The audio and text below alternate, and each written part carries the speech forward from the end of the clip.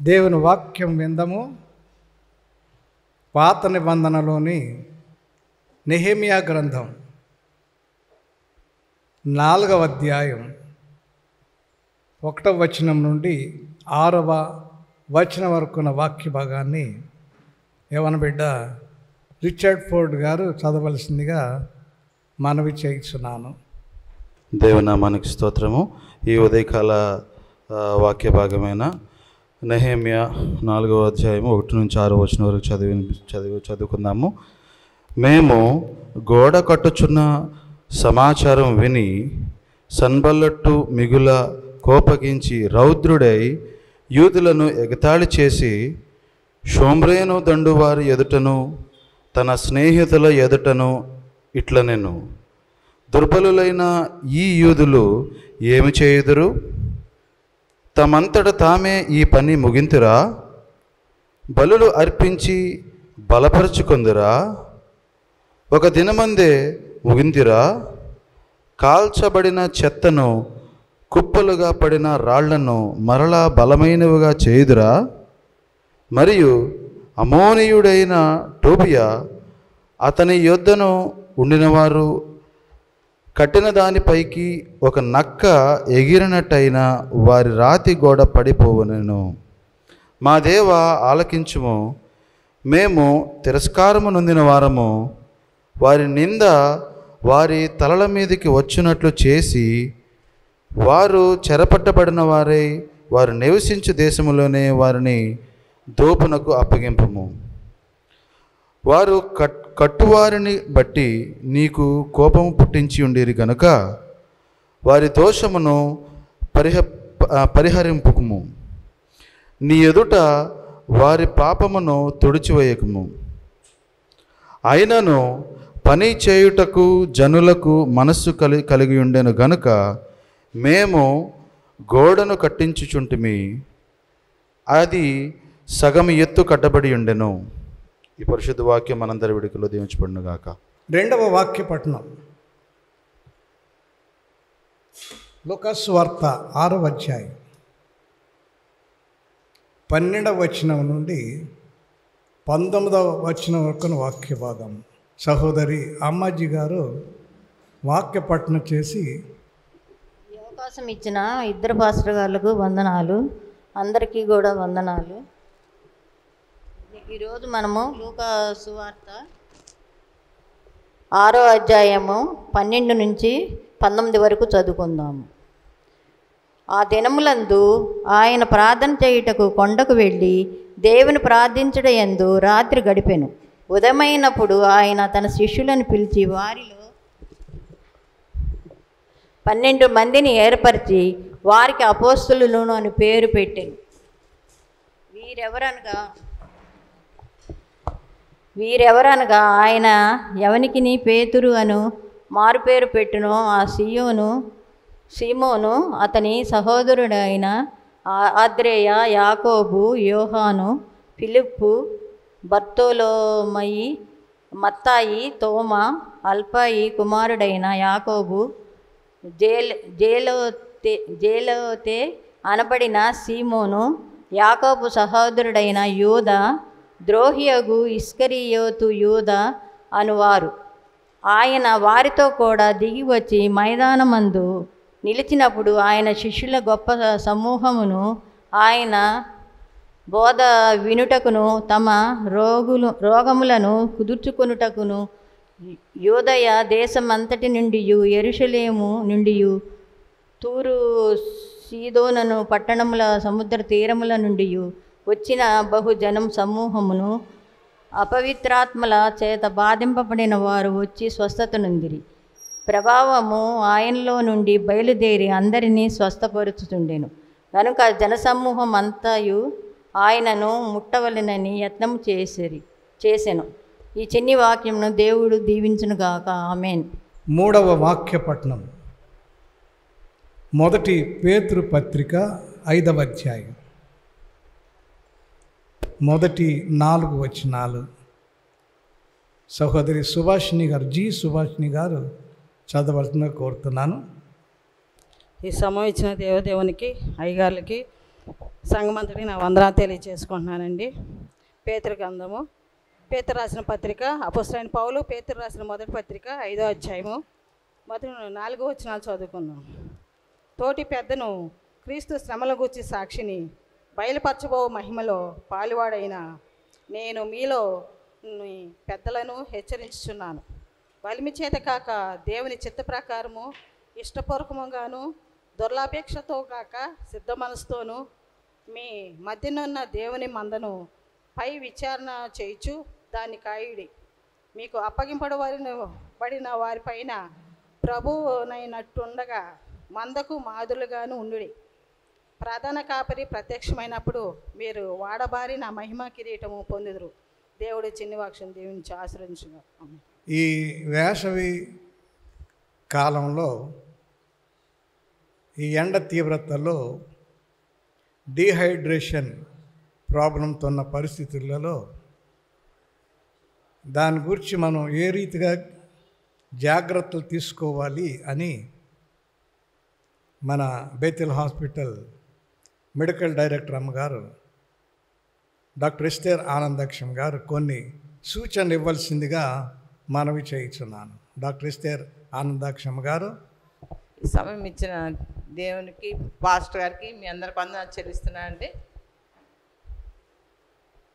వాక్యంలో ఉన్నట్టు నీ కుడి ప్రక్కన యెహోవా నీకు నీడగా ఉండను, పగలు ఎండ దెబ్బ నీకు తగలదు, రాత్రి వెన్నెల దెబ్బ నీకు తగలదు. ఏ అపాయం రాకుండా యెహోవా నిన్ను కాపాడును, ఆయన నీ ప్రాణమును కాపాడును. నిజం, దేవుడు వాగ్దానం చేసిన దేవుడు నమ్మదగిన వాడు అని మొన్న ఒక బైబిల్ స్టడీలో ఒకరు డాక్టర్ రామచంద్రన్ గారిని అడిగారు, పాములు కరిచినా ఏం చెయ్యవు అని ఉంది కదా వాక్యంలో. అంటే నిజమేనండి, దేవుడు చెప్పాడు, కానీ అట్లని నువ్వు పోయి పాముల నోట్లో చేయి పెట్టబాకు అని చెప్పారు. కాబట్టి ఎండలో దేవుడు మనల్ని కాచే దేవుడు, కానీ మనం కూడా మనం తీసుకోవాల్సిన జాగ్రత్తలు మనం తీసుకోవాలా. నాకు తెలిసిన మటుకు నేను కొన్ని మీతో పంచుకుంటాను. మా క్లాస్ వాట్సాప్లో మా క్లాస్మేట్ ఒకరు పంపించారు, ఇవి మీతో కూడా షేర్ చేసుకుంటున్నాను. హీట్ స్ట్రెస్, ఈ వేడి వలన మనకి స్ట్రెస్ ఎందుకు వస్తుంది, యాక్చువల్లీ అది ఏంటి, అది ఏ విధంగా మనల్ని అఫెక్ట్ చేస్తుంది అనేది మనం చూసినట్లయితే ఎక్స్టర్నల్ ఫ్యాక్టర్స్, బయట నుంచి ఏమి ఫ్యాక్టర్స్ మనకి కష్టం కలిగిస్తాయంటే మన ఎయిర్ మూవ్మెంట్, మనం చుట్టూ తిరిగే గాలి, దాని ఉష్ణోగ్రత ఎంత ఉంది అనేది. తర్వాత మనం వేసుకునే బట్టలు, కొంతమంది ఈ సమ్మర్లో డార్క్ క్లోత్స్ ఎస్పెషలీ బ్లాక్ వేసుకుంటే ఎక్కువ హీట్ని అబ్జర్వ్ చేసుకుంటాయి. కాబట్టి ఎండాకాలంలో మనం అది వేసుకోకుండా ఉంటే మంచిది. తర్వాత ఎంతవరకు కాటన్ బట్టలు వేసుకుంటే కాటన్లో మనకి గాలి ప్రసరించడానికి ఉంటుంది. అదే సిల్క్ బట్టల్లో లేదు నైలాన్ బట్టలు అయితే గాలి మనకు లోపలికి ప్రసరించడానికి ఉండదండి. అందువల్ల మనం జాగ్రత్తగా ఉండడం మంచిది. రేడియంట్ హీట్, ఇప్పుడు మనకు ఒకవేళ మన బల్బ్స్ ఉంటాయి ఇంట్లో, ఆ బల్బ్స్ చాలా వేడి, అటువంటి బల్బ్స్ కాకుండా మనం ఎల్ఈడి బల్బ్ పెట్టుకున్నట్లయితే కొంతవరకు హీట్ మనకి తగ్గుతుంది. మనం కిచెన్లో ఉన్నప్పుడు మనకు తెలుసు కదా లేడీస్, ఆ వేడి మనకు కూడా తెలుస్తుంటుంది. కాబట్టి మనం జాగ్రత్తగా ఉండడం మంచిది. తర్వాత ఈ వేడి వల్ల మనకి ఏం జరుగుతుందంటే కొంతమందికి ప్రిక్లీ హీట్, చెమట గుల్లలు వస్తాయి. మరి అందరికీ రాకపోవచ్చు, నాకైతే వచ్చాయి చిన్నప్పుడు. చెమట గుల్లలు వస్తాయి. తర్వాత మసల్ క్రాంప్స్, కండరాలు బిగుసుకుంటాయి. కొన్నిసార్లు రాత్రుల్లో కూడా మనకి కాఫ్ మజిల్స్ పిక్కలు పట్టుకున్నట్టు ఉంటాయి. కాబట్టి మనం ఎక్కువ నీరు తాగితే మంచిది. తర్వాత exhaustion, we feel very weak, మనకేం శక్తి లేనట్టు అయిపోతుంది. అప్పుడు కూడా మనం జాగ్రత్తగా ఉండాలి. సింకోప్, కొంతమంది పడిపోతారు ఈ ఎండ వేడిమికి తట్టుకోలేక, అంతవరకు తెచ్చుకోకూడదు మనం. కాబట్టి హీట్ స్ట్రోక్ వస్తే మరి చాలా భయంకరమైన పరిస్థితి. కాబట్టి మనం జాగ్రత్తగా ఉండాలా. ఒక దినంలో మామూలుగా అట్లీస్ట్ కనీసం 4 లీటర్స్ అన్న నీళ్ళు మనం తాగగలిగితే మంచిది. కానీ మనకు దాహం వేసినప్పుడు తాగదామని అనుకుంటే అప్పటికే మన బాడీలో 10% నీరు పోయి ఉంటుంది. కాబట్టి ఎండాకాలంలో మనకు దాహం వేసినా వేయకపోయినా మనం నీరు తాగడం మంచిది. మనకు చెమట వస్తుంది, ఆ చెమట మన బాడీ టెంపరేచర్ రెగ్యులేట్ చేయడానికి దేవుడిచ్చిన కృప. కాబట్టి మనం కూడా మన బాడీని గురించి జాగ్రత్త తీసుకోవాలా. మన బాడీ మనకి ఇండికేషన్స్ ఇస్తుంది. ఎట్లా అంటే మనకి ఒకలాగా మన బాడీ అంతా మాయిస్ట్గా ఉన్నట్టు, తర్వాత చల్లగా ఉన్నట్టు, పేల్గా ఉన్నట్టు స్కిన్ అనిపిస్తుంది. తర్వాత కొన్నిసార్లు నాసియా అంటే వాంతికి వచ్చినట్టు ఉంటుంది అన్నమాట. టయర్డ్నెస్, బలహీనత అనిపిస్తుంది. తర్వాత కొన్నిసార్లు మసిల్స్ ట్విచ్చింగ్, సామాన్యంగా కన్ను దగ్గర కొంతమందికి ట్విచ్ అవుతుంది కానీ అదేం చేయదు మనల్ని. కానీ వేరే పెద్ద మసిల్స్ మనకి ట్విచ్ అయితే అది కూడా మంచిది కాదు. పెయిన్ఫుల్ మసిల్ క్రాంప్స్, కంట్రోల్ పట్టుకుపోతాయి, నొప్పి వస్తుంది. అటువంటిది కూడా ఉండకుండా, అటువంటిది జరగకుండా మనం చూసుకోవాలంటే మనం నీరు మంచిగా తాగాల. తర్వాత హీట్ ఎగ్జాషన్ అంటే body is telling us you are losing the battle అని మనకి బాడీ చెప్తుంది అనమాట. కాబట్టి ఆ హీట్, హెవీ స్వెట్టింగ్, తర్వాత weak and fatigueness, headache, dizziness, nausea, తర్వాత rapid breathing, rapid pulse, intense thirst, ఈ వామిటింగ్, ఇవన్నీ ఇట్లా రాకముందే మనం జాగ్రత్త తీసుకుంటే మంచిదండి. తర్వాత హీట్ స్ట్రోక్ అయితే దట్ ఈస్ లైఫ్ థ్రెటనింగ్.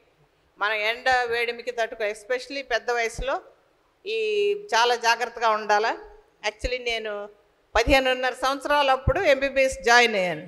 ఇప్పుడు పెద్దవాళ్ళు అయిపోయాయంటే నాకు కొంచెం ఆశ్చర్యంగా అనిపిస్తుంది. మా క్లాస్లో ఒక 10 మంది మాత్రం మా ఏజ్, మిగతా వాళ్ళందరూ మాకంటే పెద్దవాళ్ళు. కానీ జాగ్రత్తగా ఉండాలి. ఒక వయసు వచ్చిన తర్వాత మనం జాగ్రత్త తీసుకోవడం మంచిది. తర్వాత రిస్క్ ఫ్యాక్టర్స్ ఏంటి అంటే డిహైడ్రేషన్. పాస్టర్ గారు కూడా అన్నారు కదా, మన శరీరంలో ఉండే నీరు తగ్గిపోద్ది అన్నమాట, ఎక్కువ చెమట వచ్చేస్తుంది. కాబట్టి మనం జాగ్రత్తగా ఉండాలి. తర్వాత మనం ఇప్పుడు కొత్త ప్లేస్కి పోతే వీ హ్యావ్ టు గెట్ అక్లమటైజ్డ్, ఆ వాతావరణానికి అలవాటు పడాల, లేకపోతే కష్టం. యాక్చువల్లీ నేను హైదరాబాద్లో ఉండి 4 సంవత్సరాలు ఇక్కడికి వచ్చిన తర్వాత మళ్ళీ ఈ వెదర్కి అడ్జస్ట్ కావడం కొంచెం, అప్పుడు నేను అనుకున్నాను మిషనరీస్ వాళ్ళు ఎంత సాక్రిఫైస్ చేయకపోతే, ఎందుకంటే వాళ్ళ పరిస్థితి అంతా కంప్లీట్లీ డిఫరెంట్, కానీ వాళ్ళు వచ్చి మన దేశంలో ఉన్నారంటే ఎంత సాక్రిఫైస్ చేసి ఉంటారని దేవుని నిజంగా నేను స్తుతించాను. తర్వాత నిద్ర లేని వల్ల కూడా ప్రాబ్లం వస్తుంది. తర్వాత టీ, కాఫీ, ఆల్కహాల్ కన్సంప్షన్ ఉంటే కూడా మనకు యూరిన్ ఎక్కువ పోద్ది అనమాట. అందుకే ఇప్పుడు ఎక్కడన్నా మనం పోయేటప్పుడు దారిలో దాహం వేస్తే టీ తాగకూడదండి. టీ వల్ల యూరిన్ ఎక్కువైపోతుంది, కాబట్టి టీ తాగకూడదు. అదే నార్త్ ఇండియాలో అయితే కులు మనాలి టైం లిచ్చి ఫ్రూట్ అని ఉంటుంది, అదైతే మంచి, దాంట్లో మనకి రసం లాగా వస్తుంది కాబట్టి మనకు నోట్లో అది ఉంటుంది. ఏది ఎట్లయినా మనము జాగ్రత్తగా ఉండాలి. కొన్ని డ్రగ్స్ వల్ల కూడా, ఇప్పుడు బీపీ కొరకు ట్యాబ్లెట్స్ ఇస్తారు, దాంట్లో డయూరిటిక్ కూడా ఉంటుంది.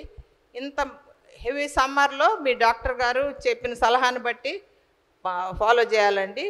సో మనం ఏ విధంగా ప్రివెంట్ చేయగలం దీన్ని అంటే ఎక్కువ నీళ్లు తాగాల, మనకు దాహం వేసినా లేకపోయినా నీళ్లు తాగాల.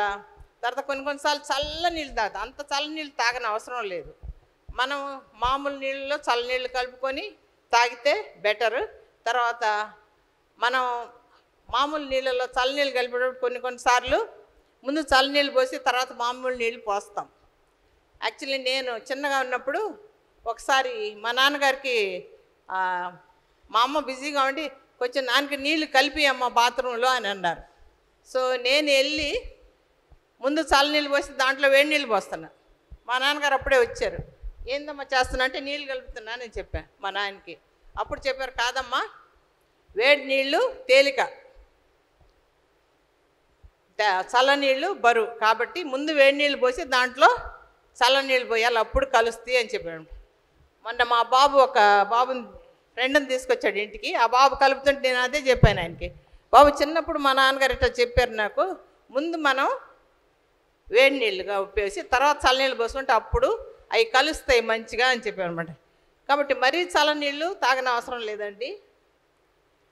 తర్వాత మనం ఒక చెక్కింగ్ మన బాడీలో మనం చెక్ చేసుకోగలిగింది ఏంటంటే మన యూరిన్ కలర్ ఎక్కువగా ఉందంటే we need to drink more water. నీళ్లు మనం ఎక్కువ తాగాల అనేది మనకి తెలియాలి. చిన్న పిల్లలకైతే కొన్నిసార్లు నీళ్లు సరిగా తాగక వాళ్ళకి వేడయ్యి మంట ఉంటుంది. కానీ అటువంటి పరిస్థితి మనం తేగకూడదు. తర్వాత ఎండకు కొంతమంది ముక్కు బెదురుతుంది. కాబట్టి మీరు జాగ్రత్తగా చిన్నపిల్లల్ని మరీ జాగ్రత్తగా చూసుకోండి. తర్వాత ఏదైనా ప్రాబ్లం ఉన్నప్పుడు ముందే మనం జాగ్రత్త తీసుకోవాలా.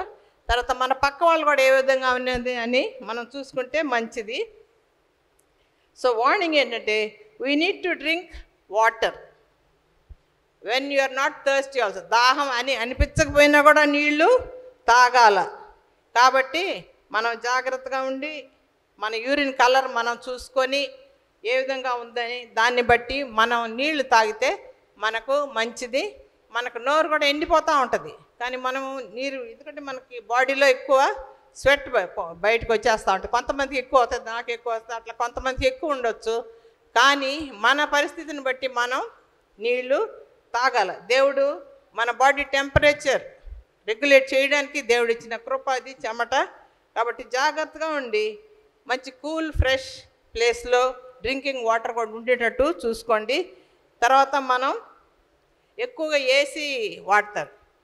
AC car, AC office, AC ఇల్లు. అయితే ఏమవుతుందంటే కండ్లు డ్రై అయిపోతాయండి. ఎందుకంటే హ్యూమిడిటీ ఉండదు, డ్రై ఎయిర్ అన్నమాట ఏసీలో. కాబట్టి జాగ్రత్తగా ఉండి మనకి వెంటిలేషన్ బాగుంటుంది చూసుకోవడం మేలు. తర్వాత పాస్టర్ గారు ఒప్పుకుంటే ఈ హీట్ సంగతే కాదు కానీ కొంచెం మన సెల్ ఫోన్ సంగతి కూడా చెప్పాలనుకుంటున్నాను, క్షమించండి. ఇప్పుడు సెల్ ఫోన్ అందరూ ఇట్లా పట్టుకొని మెడ కిందకు వచ్చి చూస్తుంటారు. ఎవరైనా పేషెంట్స్ కూడా రిలేటివ్స్ చూస్తుంటే నేను చెప్తాను ఒక్కొక్కసారి. అట్లా మనం ఇట్లా పెట్టి చూసినప్పుడు మన సర్వకల్ వర్టిబ్రా మీద 70 kg వెయిట్ పెట్టినట్టు అది మనకు తెలియదు. కానీ రాను రాను ఆ వర్టిబ్రే చెడిపోతాయి అన్నమాట. కాబట్టి జాగ్రత్తగా ఉండండి. సెల్ ఫోన్ ఈ విధంగా పెట్టుకొని చూసుకోగలిగితే మంచిదండి. తర్వాత కొంతమంది ఇయర్ ఫోన్స్ పెట్టుకుంటారు, కొంతమంది వైర్లెస్ ఎప్పుడు చెవులోనే ఉంటుంది. అట్లని చెవులు అడ్డంగా ఉన్నప్పుడు మనకి బ్యాక్టీరియా ఎక్కువైపోతాయి. కాబట్టి వీలైనంత వరకు అవసరం ఉన్నప్పుడు మాత్రం చెవులో పెట్టుకోగలిగితే మేలు. దేవుని యొక్క కృపలో మనకి వ్యాక్స్ ఇచ్చారు, ఆ బ్యాక్టీరియా లోపలికి వెళ్లకుండా అవి అడ్డుకుంటాయి. తర్వాత మన ముక్కులో కూడా తడి ఉంటుంది, ప్లస్ సన్న సన్న వెంట్రుకలు ఉంటాయి అన్నమాట. ఇవన్నీ దేవుడు మనకు అనుగ్రహించిన కృప. ఇప్పుడు ఈ మోడర్న్ గ్యాడ్జెట్స్ వల్ల మనం చెవులో ఎక్కువసేపు పెట్టుకుంటే బ్యాక్టీరియా ఎక్కువ అవుతాయి. కాబట్టి జాగ్రత్తగా ఉండడం మంచిదండి. తర్వాత యాక్సిడెంట్స్ కూడా ఎక్కువ అవుతాయి. ఇప్పుడు మనం చూస్తుంటే రోడ్డు దాటుతా కూడా చెవులో పెట్టుకొని ఉంటారు. నేను అగర్వాల్ ఆసుపత్రిలో మదీనాగూడలో చేస్తే కుక్కట్పల్లిలో ఎన్ని యాక్సిడెంట్స్, ఎందుకంటే చెవుల్లో పెట్టుకొని పోతూ ఉంటారు, వాళ్ళకి బస్ హాంకింగ్ కూడా వినపడదు. కాబట్టి మనం ఏ విధంగా ఉన్నాం, మన పరిస్థితి ఏ విధంగా ఉందో మనం చూసుకొని మనం జాగ్రత్తగా ఉండాలి. దేవుడు ఇచ్చిన కృప, మోడర్న్ గ్యాడ్జెట్స్ మంచిది కాదని నేను చెప్పట్లేదు, కానీ మనం తీసుకోవాల్సిన జాగ్రత్తలు మనం తీసుకోవాలండి. తర్వాత డైరియా, విరోచనాలు అవుతాయి. ఇప్పుడు బజార్లో ఈ మాజా టైప్ ఆఫ్ బాటిల్స్ అమ్ముతున్నారు, పిల్లలకి అది ఇస్తున్నారు. దయచేసి ఎవరు కూడా పిల్లలకి ఆ బాటిల్స్ ఇవ్వకండి. డైరియా ఉన్నప్పుడు ఒక గ్రీన్ ఎలక్ట్రాల్ పౌడర్ డబ్బా ఉంటుంది, దాని మీద WHO పర్మిటెడ్ అని ఉంటుంది, అవి మాత్రం వాడండి దయచేసి. ఈ వెరీ అట్రాక్టివ్ బాటిల్స్ బాగుంటాయి, తాగడానికి కూడా బాగా అనిపిస్తుంది, కానీ బట్ స్పెషల్లీ చిల్డ్రన్కి మాత్రం అవి ఇవ్వకండి. ఈ ఎలక్ట్రాల్ పౌడర్, ఆ గ్రీన్ డబ్బా, దాని మీద WHO పర్మిటెడ్ అని ఉంటుంది, అది మాత్రమే డైరియా ఉన్నప్పుడు ఇవ్వండి దయచేసి. ఈ వేడిలో మనం అందరం జాగ్రత్తగా ఉండాలని దేవుని ఇచ్చిన కృపలో దేవుడు మంచి చాలా, ఇప్పుడు బెంగళూరులో అక్కడ నీళ్ళు లేవు, కొనుక్కొని తాగుతున్నారు వాళ్ళు, కానీ దేవుడు మనకు ఫ్రీగా ఇచ్చాడు. మనం దేవుని కృపలో దేవుడు ఇచ్చినటువంటి ఈ వాటర్ని మనం వాడుకొని డిహైడ్రేషన్ రాకుండా మన ఆరోగ్యం మనం చూసుకొని మన పిల్లలు కూడా ఆరోగ్యం చూసుకోవాలని ప్రభు పేరిట మనవి చేస్తున్నాను. యేసేన పరిహారి, ప్రియ యేసేన పరిహారి, నా జీవిత కాలమెల్లా ప్రియ యేసేన పరిహారి, నా జీవిత కాలమెల్లా ప్రియ ప్రభువే నా పరిహారి.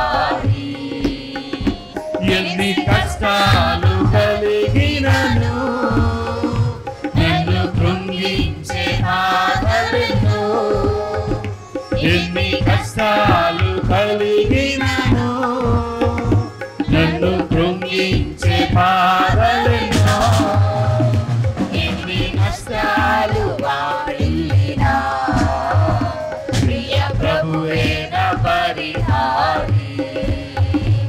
ఎన్ని నష్టాలు వాటిల్లినా, ప్రియ ప్రభువే నా పరిహారి. యేసే నా పరిహారి, ప్రియ యేసే నా పరిహారి. నా జీవిత కాలమెల్లా ప్రియ ప్రభువే నా పరిహారి. నా జీవిత కాలమెల్లా ప్రియ ప్రభువే నా పరిహారి. నన్ను సాతాను వెంబడించిన, నన్ను శత్రువు ఎదిరించిన, నన్ను సాతాను వెంబడించిన, నన్ను శత్రువు ఎదిరించిన, పలు నిందలు నన్ను చుట్టిన, ప్రియ ప్రభువే నా పరిహారి. పలు నిందలు నన్ను చుట్టిన, ప్రియ ప్రభువే నా పరిహారి. అందరం పడదాం. యేసే నా పరిహారి, ప్రియ యేసే నా పరిహారి. నా జీవిత కాలమెల్లా ప్రియ ప్రభువే నా పరిహారి. నా జీవిత కాలమెల్లా ప్రియ ప్రభువే నా పరిహారి. మణిమాన్యాలు లేకున్నాను, పలు వేదనలు వేధించిన, మణిమాన్యాలు లేకున్నాను, పలు వేదనలు వేధించిన, నరులెల్లరూ నన్ను విడిచిన, ప్రియ ప్రభువే నా పరిహారి. నరులెల్లరూ నన్ను విడిచిన, ప్రియ ప్రభువే నా పరిహారి. యేసే నా పరిహారి, ప్రియ యేసే నా పరిహారి. నా జీవిత కాలమెల్లా ప్రియ ప్రభువే నా పరిహారి. నా జీవిత కాలమెల్లా ప్రియ ప్రభువే నా పరిహారి. బహు వ్యాధులు నన్ను సోకినా, నాకు శాంతి కరువైనను. బహు వ్యాధులు నన్ను సోకినా, నాకు శాంతి కరువైనను. నన్ను శోధకుడు శోధించిన, ప్రియ ప్రభువే నా పరిహారి. నన్ను శోధకుడు శోధించిన, ప్రియ ప్రభువే నా పరిహారి. అందరం పడదాం. యేసే నా పరిహారి, ప్రియ యేసే నా పరిహారి. నా జీవిత కాలమెల్లా ప్రియ ప్రభువే నా పరిహారి. నా జీవిత కాలమెల్లా ప్రియ ప్రభువే నా పరిహారి. నా జీవిత కాలమెల్లా ప్రియ ప్రభువే నా పరిహారి. నా జీవిత కాలమెల్లా ప్రియ ప్రభువే నా పరిహారి. నా జీవిత కాలమెల్లా ప్రియ ప్రభువే నా పరిహారి. ప్రార్థన చేద్దాం. స్తుతిని ప్రభుకి సమర్పిద్దాం. స్తుతులకు పాత్రుడా, స్తోత్రార్హుడా, వేలుపలలోని వంటి వారు ఒకరును లేరని, పైన ఆకాశమందు కానీ భూమి మీద కానీ భూమి కింద కానీ నీలాంటి సమరూపియగు దైవము వేరే లేదని, ఆనాడు మోషే ఎర్ర సముద్రము దాటిన తరువాత వేలుపులలో నీ వంటి వారు ఒకరును లేరని, ఆత్మతో సత్యముతో ఇజ్రాయేలీలను నడిపిస్తూ నిన్ను కొనియాడిన సందర్భాన్ని ఈ రోజున మేము జ్ఞాపకము చేసుకొని, ఇజ్రాయేలుల స్తుతుల మీద ఆసీనుడవై ఉన్న త్రియేక దేవుడా, నీ కుమారుడైన యేసుక్రీస్తు ప్రభువారి ద్వారా చిందించిన పవిత్రమైన రక్తంలో కొనబడి ఆయన పిలువబడి ఏర్పాటు చేయబడిన నీ స్వకీయ జనాంగమైన మేము స్తుతించిన స్తుతుల మీద కూడా మీరు ఆసీనులై ఉండుటకు ఆయన ఇష్టపడుతున్న ప్రియ పరలోకపు తండ్రి, మీకు స్తుతులు స్తోత్రాలు చెల్లిస్తూ ఉన్నాం. ఈ స్తుతి అంతటిని కూడా మీరు స్వీకరించండి. ఇగో నా ప్రభు, కూడి వచ్చిన మమ్మల్ని అందరినీ కూడా నీ వాక్యము ద్వారా మీరు మాతో మాట్లాడండి. మాకు కావలసిన జీవాహారమును నీ లేఖనాల నుండి మీరు మాకు అనుగ్రహించి ఘనత మహిమ ప్రభావాలు మీరొక్కరే పొందమని ఆరాధించిన బృందాన్ని దీవించండి. ఇంకను సంఘానికి ఉజ్జీవాన్ని దయచేయండి.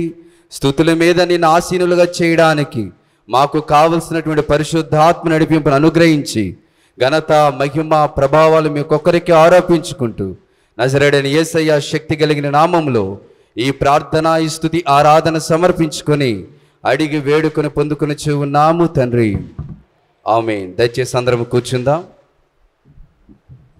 ప్రభునందు ప్రియమైనటువంటి దేవుని సంగమా, నా గురించి క్లుప్తంగా ఈ యొక్క స్థానిక సంఘ కాపరి మా గురువు గారు సిబిసిఎన్సి సెమినరీలో నేను 2006-2007 మధ్య కాలంలో బైబిల్ స్టడీ చేసేటప్పుడు వారు అక్కడ సిఎల్ జాన్సన్ అయ్య గారు ప్రిన్సిపల్గా వారు అక్కడ ఉంటూ ఉన్నారు. వారు కొన్ని విషయాలు క్లుప్తంగా తెలియపరిచారు. అందును బట్టి వారికి ప్రభునామంలో వందనాలు తెలియపరుస్తూ ఉన్నాను. అలాగనే సంఘ కాపరిగా మరి పాల్ మార్క్ గారు ఉన్నారు, వారికి కూడా ప్రభునామంలో వందనాలు తెలియపరుస్తూ ఉన్నాను. మరి నా గురించి మరి అంత సుపరిచితుడినైతే మీకు కానే కాదు, కానీ కొన్ని పరిచయ వాక్కులు స్థానిక సంఘ కాపరి సిఎల్ జాన్సన్ గారు తెలియపరిచిన విధానాన్ని బట్టి వారికి ప్రభునామంలో వందనాలు తెలియపరుస్తూ ఉన్నాను. నన్ను ఆహ్వానించినటువంటి ఆ స్థానిక సంఘ కార్యవర్గానికి, ముఖ్యంగా చీఫ్ ఎగ్జిక్యూటివ్ వారికి, సంఘ ప్రెసిడెంట్ గారు దీపక్ గారికి, సంఘ కార్యదర్శి సెక్రటరీ గారు శాంత్ భూషణ్ గారికి, సంఘ కోశాధికారి ట్రెజరర్ అబ్రహాం లింకన్ గారికి, వారి యొక్క మరి సంఘ పరిచారకులకు, కూడి వచ్చిన ఈ యొక్క స్థానిక సంఘ విశ్వాసులకు మన ప్రభువును లోకరక్షకుడైన యేసయ్య శక్తి కలిగిన నామంలో మీకు శుభాలు వందనాలు తెలియపరుస్తూ ఉన్నాను.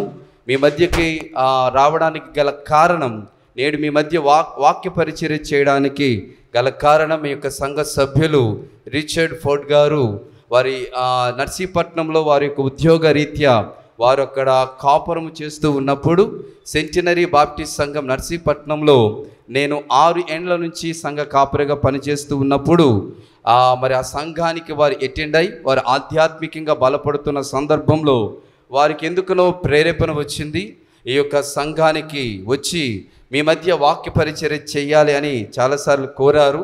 కానీ దేవుని యొక్క ఉచితమైన కృపలో ఈ రోజున మీ మధ్యకు వచ్చి జీవము కలిగిన దేవుని యొక్క వాక్యాన్ని మీ మధ్య ప్రచురపరచడానికి, ప్రకటించటానికి, ధ్యానించటానికి మీతో పాటు కలిసి త్రియేక దేవుణ్ణి ఆత్మతో సత్యముతో ఆరాధించటానికి పరిశుద్ధుడైన దేవుడు నాకిచ్చిన ఈ ధన్యతను బట్టి హృదయపూర్వకంగా దేవాది దేవునికి వందనాలు, స్తుతులు, స్తోత్రాలు చెల్లిస్తూ ఉన్నాను. మన యొక్క బాప్టిస్ట్ సంఘ ఆరాధన క్రమంలో వాక్య పరిచర్యకు చాలా ప్రాముఖ్యత ఇవ్వాలి, ఉంటుంది కూడా. వాస్తవానికి చరిత్ర చెబుతుంది, బాప్టిస్ట్ సంఘాల్లో వెలువడుతున్న వాక్యము ప్రపంచంలో ఏ డినామినేషన్స్ వారు కూడా ఇంత గొప్పగా వాక్య పరిచర్య చేయరు. కానీ వాక్యం ఉన్న స్థలము బాప్టిస్ట్ సంఘాలు. వారు వాక్యములో ఎదిగిన వారు, వాక్యం ఎరిగిన వారు, వాక్యము ద్వారా బలపడుతున్నవారు. కాబట్టి బాప్టిస్ట్ సంఘములో మరొక మారు నేను ఇలాగున వాక్య పరిచర్య చేయుట దేవుడు నాకు ఇచ్చినటువంటి గొప్ప ధన్యతగా భావిస్తున్నాను. ముఖ్యంగా నేనైతే సంతోషిస్తుంది ఏమిటనగా, నేను వాక్యము నేర్చుకున్న మరి అధ్యాపకులతో పాటు కలిసి వారితో ఈ యొక్క పులిపేటు మీద కూర్చొని వారు ముందు వాక్య పరిచయం చేయడం అనేది నిజానికి నాకు చాలా సంతృప్తిని ఆనందాన్ని కలిగిస్తున్నటువంటి సమయం ఇది. కాబట్టి ఈ సమయంలో కొద్ది నిమిషాలు దేవుని యొక్క మాటను వినడానికి మనం ప్రయత్నం చేద్దాం. ఈ యొక్క కడవరి దినాల్లో, ఈ యొక్క అంత్య దినాల్లో మనం ఏం తెలుసుకోవాలి సంఘముగా అనేటువంటి అంశంతో మీ మధ్యకు నేను వస్తూ ఉన్నాను. ఇందాక డాక్టర్ అమ్మగారు వారి ఎంతో అనుభవంతో, వారికి ఉన్నటువంటి నైపుణ్యముతో ఈ యొక్క ఎండాకాలం చాలా 40 డిగ్రీలు పైబడే ఉన్నటువంటి యొక్క ఉష్ణోగ్రత పరిస్థితుల్లో మనం ఏ రీతిగా మనల్ని మనం కాపాడుకోవాలి, ఏ రీతిగా మనల్ని మనం సంరక్షించుకోవాలి అని ఒక 3-4 సలహాలు చాలా అర్థవంతంగా వారు తెలియపరిచారు. అయితే ఈ భౌతికంగా ఈ భూమి మీద మనం యొక్క ఎండ యొక్క తీవ్రత నుండి రక్షింపబడడానికి, డీహైడ్రేట్ కాకుండా ఉండడానికి, వడదెబ్బ తగలకుండా, ఎండ దెబ్బ తగలకుండా మనల్ని మనం ప్రొటెక్ట్ చేసుకోవడానికి ఎలాంటి జాగ్రత్తలు అయితే మనం తీసుకుంటున్నామో, ఈ యొక్క అంత్య దినాల్లో మనము సంఘము ఎత్తబడడానికి సిద్ధంగా ఉంటుండగా ఈ అంత్య దినాల్లో సంఘము ఎలాంటి జాగ్రత్తలు తీసుకోవాలి, ఎలాంటి నడిపింపుని కలిగి ఉండాలి, ఎలాంటి సలహాలు బైబిల్ ఇస్తుంది అనే విషయాలు ఈ యొక్క ఉదయకాల సమయంలో ధ్యానించడానికి మనం ప్రయత్నం చేద్దాం. ఎండాకాలం మహా అయితే 3 నెలలు ఉంటుంది. లాస్ట్ మంత్ స్టార్ట్ అయింది మార్చి నెల, ఏప్రిల్, మే, జూన్ వరకు వెళ్తుందేమో. జూన్ ఎండింగ్ ఆర్ జూలై ప్రారంభంలో కొంచెం వాతావరణం అనేది చల్లబడుతుంది. ఇలా ప్రతి సంవత్సరము కూడా 3-4 నెలల పాటు మనం ఎండ యొక్క తీవ్రతను కలిగి ఉంటాం. ఆ తర్వాత వర్షాకాలం వస్తుంది. వర్షాలు బట్టి కూడా మనం కొన్ని జాగ్రత్తలు తీసుకోవాలి. తుఫానులు వస్తాయి, లోతట్టు ప్రాంతాలు మునిగిపోతాయి, వారు కూడా చాలా జాగ్రత్త తీసుకోవాలి. ప్రతి సీజన్లో కూడా, ప్రతి ఋతువులు మారుతున్నప్పుడు కూడా మానవులంగా కొన్ని జాగ్రత్తలు తీసుకోవాలి. ఈ యొక్క ఋతువులు మారుతూ ఉన్నప్పుడు ఎండాకాలం ఒకలాంటి జాగ్రత్తలు, చలికాలం ఒకలాంటి జాగ్రత్తలు, వర్షాకాలం ఒకలాంటి జాగ్రత్తలు, ఇలా ఋతువులు మారుతూ ఉన్నప్పుడు మన యొక్క దేహానికి సరిపడేటువంటి జాగ్రత్తలు ఎలా అయితే తీసుకుంటామో, ఈ యొక్క ఎండాకాలం 3 నెలలు లేదా 4 నెలలు ఇలాగ సీజన్గా ఒక 3-4 నెలల వాతావరణ ప్రభావాన్ని బట్టి మన దేహాన్ని ఎలా ప్రొటెక్ట్ చేసుకోవడానికి జాగ్రత్తలు తీసుకుంటామో, ఈ అంత్య దినాలు అనేవి 3 నెలలు కాదు, 4 నెలలు కాదు, 1 సంవత్సరం కూడా కాదు, కానీ యేసుక్రీస్తు ప్రభువారు వచ్చేంత వరకు కూడా ఈ అంత్య దినాలు ప్రారంభమై ఉన్నాయి. కాబట్టి ఈ అంత్య దినాల్లో మనం ఎలాంటి ఆధ్యాత్మికమైన జాగ్రత్తలు తీసుకోవాలి, దానికి బైబిల్ ఇస్తున్నటువంటి సలహాలేంటి, ఎలాంటి నడిపింపును కలిగి ఉండాలో ఈ యొక్క ఉదయకాల సమయంలో వాక్యము ద్వారా మనం పరిశీలన చేద్దాం. ఆత్మలో బలపడదాం. దేవుడు మనకిచ్చిన ఈ రక్షణను కాపాడుకుందాం. విశ్వాసంలో ముందు కొనసాగింపబడదాం. దేవుని చిత్తం అయితే ఈ యొక్క స్థానిక సంఘాలు, సార్వత్రిక సంఘాలలో పాలుభాగస్తులు అవ్వడానికి దేవుని యొక్క ఉన్నతమైన కృపకు మనం పాత్రలమవుదాం. పరిశుద్ధాత్మ దేవుని నడిపింపు కొరకు మనం ప్రార్థన చేద్దాం. ప్రార్థన చేయడానికి మునుపు చదవబడిన 3 లేఖన భాగాల నుండి మూలవాక్యాలను తీసుకుందాం. వాటి నెహెమ్యా గ్రంథం 4వ అధ్యాయం మొదటి 6 వచనాలు మనం చదువుకున్నాం. అందులో మూలవాక్యంగా మనము నెహెమ్యా గ్రంథం 4వ అధ్యాయం, నెహెమ్యా గ్రంథం 4వ అధ్యాయం 6వ వచనాన్ని మూలవాక్యంగా చదువుకుందాం. Somebody can read this words lovely to hear everyone. Verse 6 chapter 4 verse 6.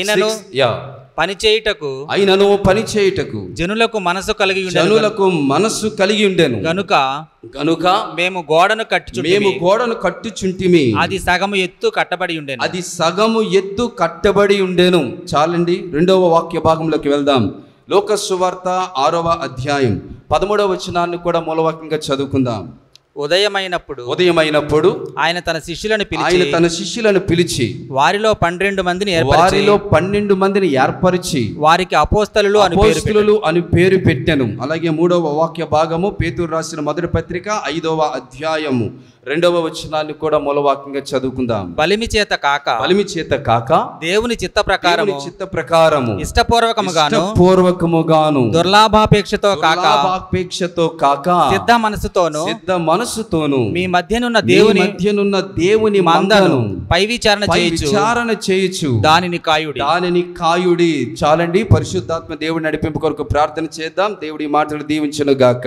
ప్రార్థనలో ఏకీభవిద్దాం. ప్రేమ కలిగిన మా తండ్రి, పరిశుద్ధుడైన మా దేవ, మీ పరిశుద్ధ ఉన్నతమైన శక్తి కలిగిన నామానికి స్తుతులు స్తోత్రాలు.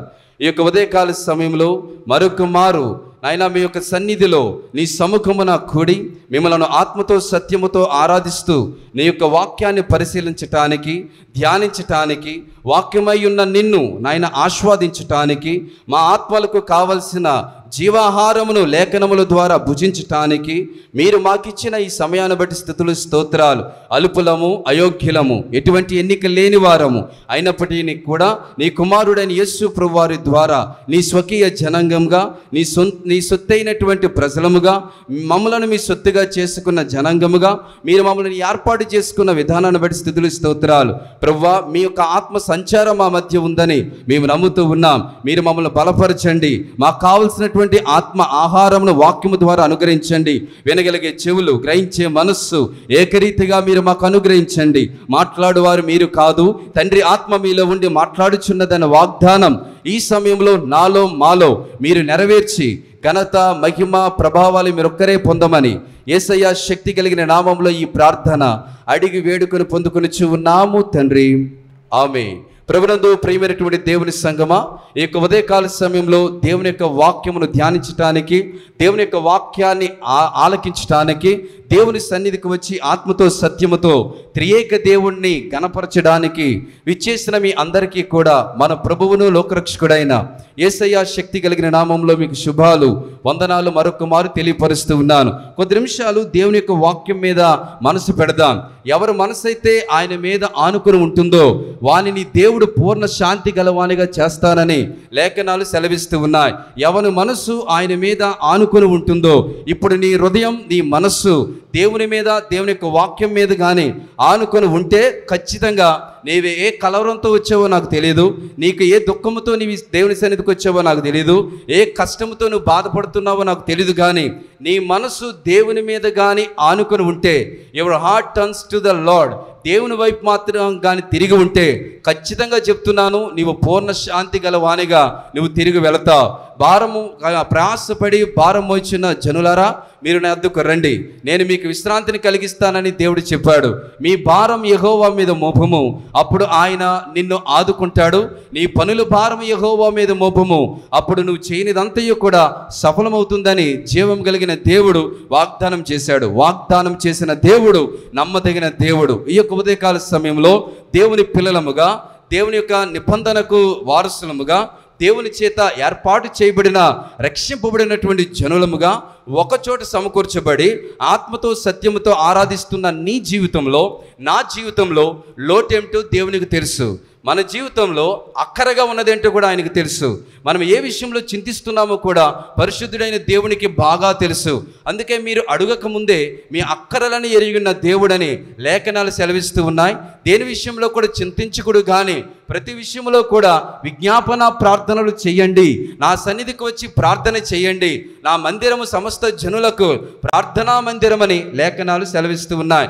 ఈ యొక్క అంత్య దినాల్లో, కడవరి దినాల్లో మొదటి సువార్తను అంగీకరించిన మనం, మొదటి సువార్త అనగా యేసుక్రీస్తు ప్రభువారి యొక్క మొదటి యొక్క రాకడను గుర్తించిన మనం, మొదటి రాకడకు సంబంధించినటువంటి మనం, మొదటి రాకడలో యేసు ప్రభువారి యొక్క శిలువ యాగము ద్వారా రక్షింపబడిన మనం మొదటి రాకడ సువార్తను అర్థం చేసుకోకపోతే రెండవ రాకడ సువార్త మనకు అర్థం కాదు. ఈ రోజున మనం ఇంకానూ కూడా మొదటి రాకడ సువార్తను మనలో కూడా చాలామంది అర్థం చేసుకోలేకపోతున్నారు. అందుకే లోక ఐంగిక విచారాలతో బాధపడుతున్నాం.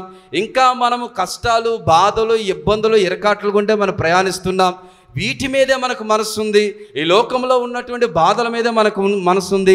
ఏమి తింటాము, ఏమి తాగాలి, ఏమి ధరించుకోవాలి, ఏ ఇంట్లో ఉండాలి, ఏం గడుస్తుంది, ఎలా గడుస్తుంది, రేపు ఉదయం ఎలా ఉండబోతుంది, వచ్చే నెల ఎలా ఉండబోతుంది, మనకు ప్రమోషన్ ఎప్పుడు వస్తుంది, ఉద్యోగాలు ఎప్పుడు సంపాదిస్తాం, మన పిల్లలకి ఎప్పుడు పెళ్ళిళ్ళు అవుతాయి, వారు ఎప్పుడు పిల్లలకు అంటారు. ఈ యొక్క ఐంగిక విచారాలతోనే బాధపడుతున్న మనకు లోకంలో ఉన్న అన్యులకు పెద్ద తేడా లేనే లేదు. ఎందుకనగా మనం వాస్తవానికి వీటి విషయంలో దుఃఖపడాల్సిన అవసరం లేదు, దీని విషయంలో చింతించాల్సిన అవసరం లేదు. ఎందుకనగా మనము యేసుక్రీస్తు ప్రభువారి యొక్క మొదటి రాకడ సువార్తను అర్థం చేసుకుంటే దేవుడు మనకిచ్చిన గొప్ప ఆధిక్యత ఏమిటనగా మీరు పిలవబడిన వారు అని చెబుతున్నాడు. అన్యులైతే పిలవబడలేదు, ఇంకా still they are living in the world. వారు లోకములో ఇంకా అన్యులుగానే వారు కాలం గడుపుతూ ఉన్నారు. కానీ దేవుడు మనల్ని లోకంలో నుండి వేరు చేసి ఎక్లేషియాగా అనగా సంఘముగా, సమాజముగా ఒక చోట సమకూర్చబడినప్పుడు మనము ఐంగిక విచారాల విషయమై బాధపడాల్సిన అవసరం లేదు.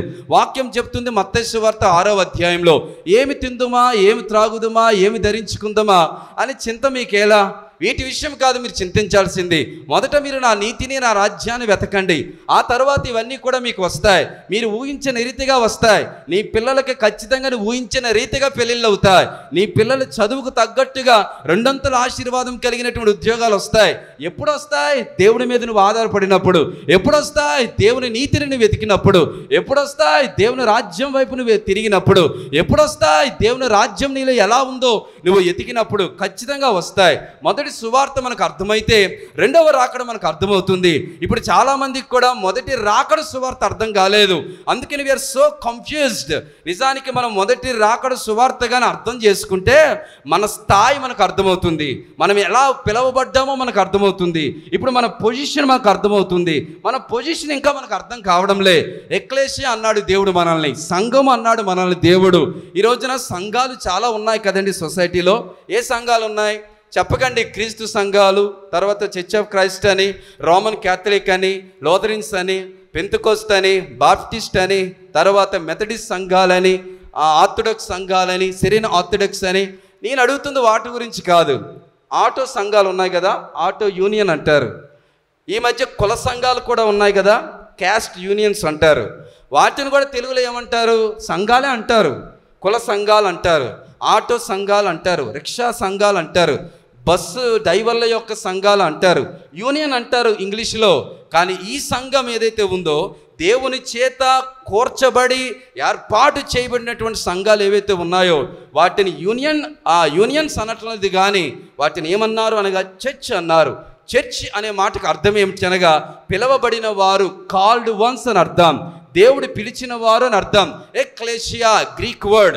ఎక్లేషియా అనే మాటకు అర్థం ఏమిటి అనగా కాల్డ్ వన్స్, పిలవబడిన వారు. We all are called ones by the lord. మనందరము కూడా దేవుని చేత పిలవబడిన వారం. అయితే దేని కొరకు పిలవబడిన వారం? The first gospel saying about the church is you called once. మొదటి సువార్త చెబుతుంది ఏమిటనగా నీవు పిలవబడిన వాడవు, పిలవబడిన దానవు. దేని కొరకు పిలవబడ్డావు? దేని గురించి దేవుడు నిన్ను ఏర్పాటు చేసుకున్నాడు? లేఖనాలు 4 విషయాలు చెప్తూ ఉంది. ఇప్పుడు చూద్దాం ఏంటి ఆ 4 విషయాలు. గలతీయులకు రాసిన పత్రిక 5వ అధ్యాయం 13వ వచనం ప్రకారం, సహోదరులారా మీరు స్వతంత్రులుగా ఉండుటకు పిలవబడితిరి. ఇంకా మీలో బానిసత్వం ఉండడానికి వీల్లేదు. ఇంకా మీలో దేనికి బానిసలు అవ్వడానికి వీల్లేదు. అపోస్తలుడైన పౌలు ఈ యూదులకు రాస్తూ మీరు ధర్మశాస్త్రానికి బానిసలు, ధర్మశాస్త్రానికి మీరు బానిసలుగా ఉన్నారు, మీరు పాపానికి బానిసలుగా ఉన్నారు, మరణానికి మీరు బానిసలుగా ఉన్నారు, అపవాదికి మీరు బానిసలుగా ఉన్నారు. ఈ రోజున క్రీస్తు శిలువ మరణము ద్వారా పిలవబడిన మీరు స్వతంత్రులుగా ఉండడానికి పిలువబడ్డారు. ఎవరు కూడా మిమ్మల్ని బానిసలుగా చేసుకోవడానికి వీల్లేదు. మీరు దేని కింద కూడా ఉండడానికి వీల్లేదు. ఉంటే గింటే దేని కింద ఉండాలి అనగా జీవము కలిగిన దేవుని యొక్క అధికారంలోకి మీరు రావాలే తప్ప మీరు ఇంక దేని విషయంలో కూడా మీరు బానిసలుగా ఉండడానికి వీలు లేనే లేదు. మీరు దేనికి కూడా బానిసలు కారు, మీరు స్వతంత్రులని చెబుతున్నాడు. రెండవది ఏమంటున్నాడు? ఎఫెసీయులకు రాసిన పత్రిక 4వ అధ్యాయం 4వ వచనం ప్రకారం, ఎఫెసీయులకు రాసిన పత్రిక 4వ అధ్యాయం 4వ వచనం ప్రకారం ఒకటే నిరీక్షణ కలిగి ఉండడానికి మనం పిలవబడ్డాం. మనందరి నిరీక్షణ ఒకటే. నా నిరీక్షణ వేరు, ఈ దైవ సేవకుల నిరీక్షణ వేరు, మీ నిరీక్షణ వేరు కానే కాదు. మనందరి నిరీక్షణ ఒకటే. ఆ నిరీక్షణ ఎన్నటికీ కూడా మనం సిగ్గుపరచనయ్యదు. ఆ నిరీక్షణ ఎక్కడ ఉంది? మన నిరీక్షణకి కర్త ఎవరు? యేసుక్రీస్తు ప్రభువారు. యేసుక్రీస్తు ప్రభువారు యందు ఇవ్వబడిన నిరీక్షణ కలిగి ఉండడానికి పరిశుద్ధుడైన దేవుడు మనల్ని పిలుచుకున్నాడు, మనల్ని ఏర్పాటు చేసుకున్నాడు. మూడవదిగా దేని కొరకు పిలవబడ్డాం? జాగ్రత్తగా వినాలి సంగమా. కొలస్సీలకు రాసిన పత్రిక 3వ అధ్యాయం 15వ వచనం. మీరు లేఖనాలు అలా చూస్తూ ఉండండి, డిస్టర్బ్ అవ్వకండి. నా వాక్యాన్ని మీరు ఫాలో అవుతూ ఉండండి. ఖచ్చితంగా దేవుడు నడిపిస్తాడు. ఆత్మ కొమ్మరింపు ఖచ్చితంగా జరుగుతుంది బాప్టిస్ట్ సంఘాల్లో. బాప్టిస్ట్ సంఘాలు ఎందుకు ఉజ్జీవం రాదు అంటే పరిశుద్ధాత్మునికి స్థానం ఉండదు. మన దేవుడు త్రియేక దేవుడు. మన దేవుడు త్రియేక దేవుడు. త్రియేక దేవుడు అంటే ఏంటి? దాని అర్థం తండ్రి అయిన దేవుడు, కుమారుడైన దేవుడు, పరిశుద్ధుడైన దేవుడు లేదా పరిశుద్ధాత్మ అయిన దేవుడు. ఈ ముగ్గురు ఉంటేనే అది త్రియేక దేవుడు అని అర్థం. There are 3 persons in God's head, అనగా దేవునిలో 3 వ్యక్తులు ఉన్నారు. అందులో ఒకటి తండ్రి, రెండోవారు కుమారులు, మూడోవారు పరిశుద్ధాత్ముడు. కాబట్టి ఈ 3 కలయికే మన యొక్క త్రియేక దేవుడు.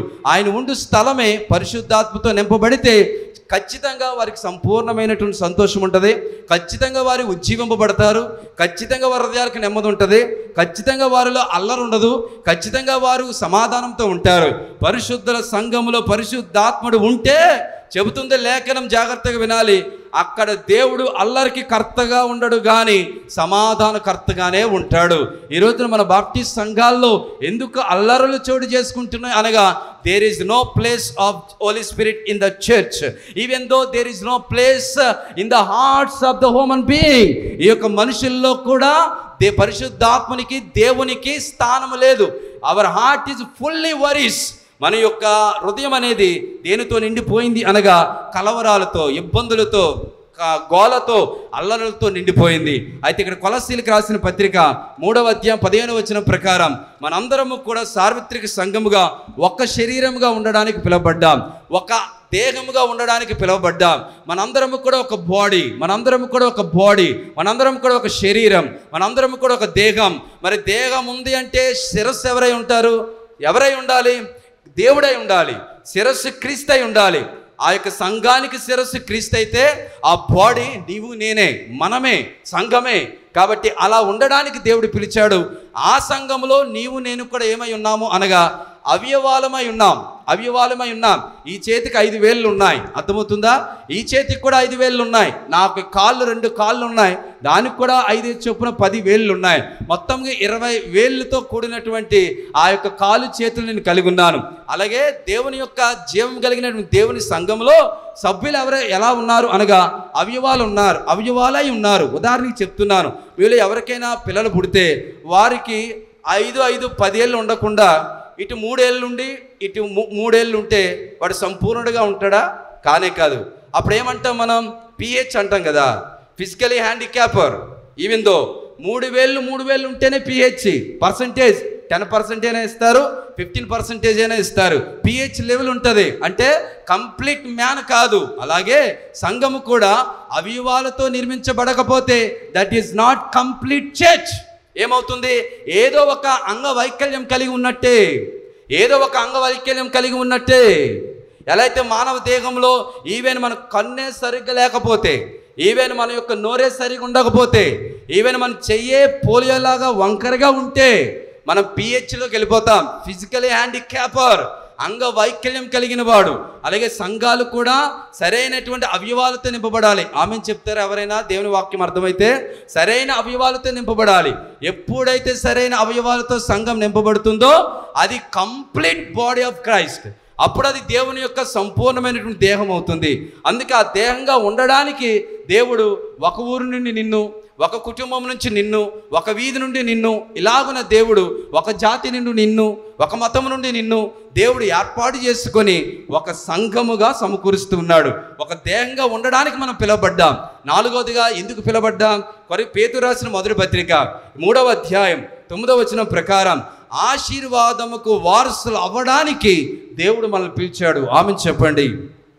ఎస్, మనకు తక్కువ స్పందన, తక్కువ మనకు స్పందన తక్కువ, స్పందించలేం. ఎలా ఉంటుంది మన యొక్క ఆరాధనలు? ఇక్కడ ఒక పాస్టర్ గారు ఒక రోబో, మర మనిషి, ఆయన ఏదో చెప్పుకుంటూ పోతాడు. కూర్చున్న మీరు కూడా మర మనుషుల కంటే దారుణం. క్షమించండి ఈ మాట అంటున్నందుకు. ఎందుకంటే స్పందన ఉండాలి, మనం ఉజ్జీవింపబడాలి. మనం ఇలాగే ఉండిపోతున్నాం. నిన్న కాక మొన్న పుట్టిన చిన్న చిన్న సంఘాలు ఎందుకు వర్ధిల్లుతున్నాయి? ఎందుకు ఆత్మతో నింపబడుతున్నాయి? ఎందుకు వారు ఉజ్జీవాన్ని కలిగి ఉన్నారు? వారిలో స్పందన ఉంది. సమరయ స్త్రీకి స్పందన ఉంది.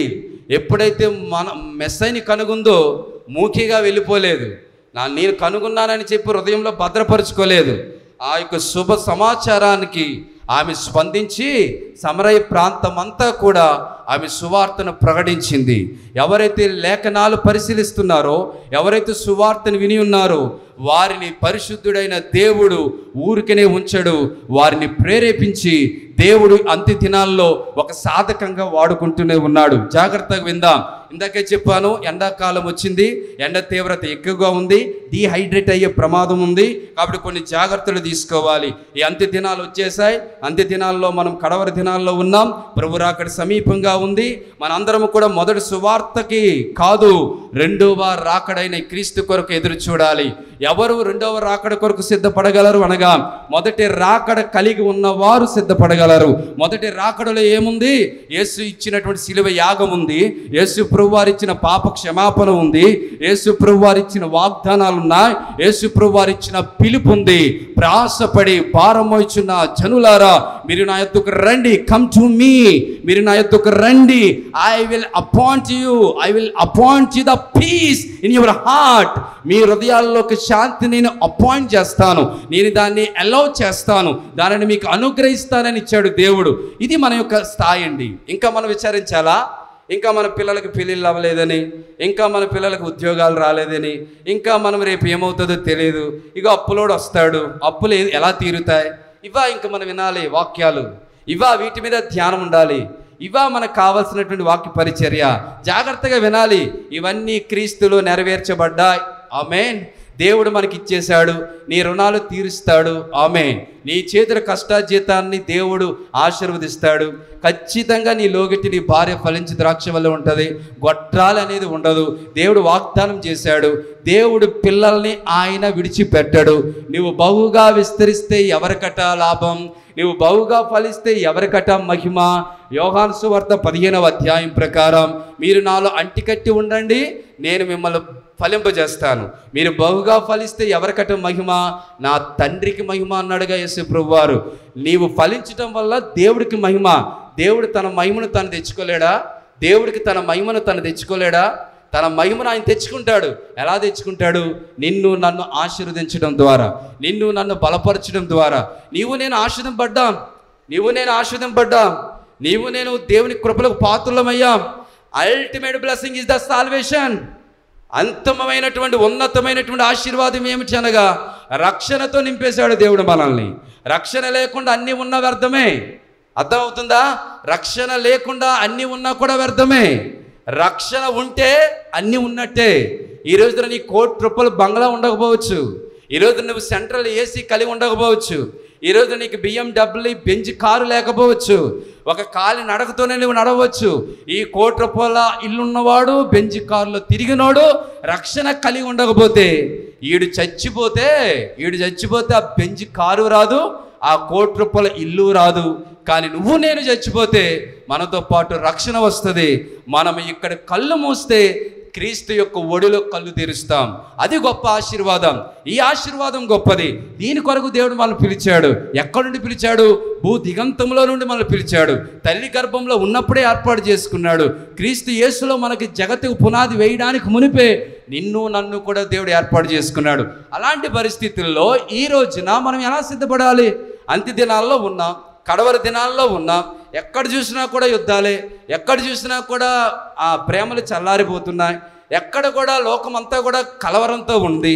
రాజ్యం మీదకి రాజ్యం తిరుగుబాటు, అనైక్యత ఉంది, అసమాధానం ఉంది, ఐక్యత లోపిస్తుంది, సమాధానం లేదు. ఇవన్నీ కూడా దేనికి సాదృశ్యం? దేనికి సాదృశ్యం? వాక్యం చెప్తుంది. క్రీస్తు రాకడలో తెస్సలోనీయులకు రాసినటువంటి మొదటి పత్రిక, మొదటి పత్రిక క్రీస్తు యొక్క ఆగమనం గురించి రాయబడింది. అంటే క్రీస్తు వస్తాడు కాబట్టి మీరు సిద్ధపడండి. మీ ప్రియులు చనిపోయారు, నిరీక్షణ లేని ఇతరుల వల్ల మీరు దుఃఖించడం నాకు ఇష్టం లేదు. మీ ప్రియులు నిద్రించారే కానీ మృతుల లోకానికి విడిచిపెట్టబడలేదు.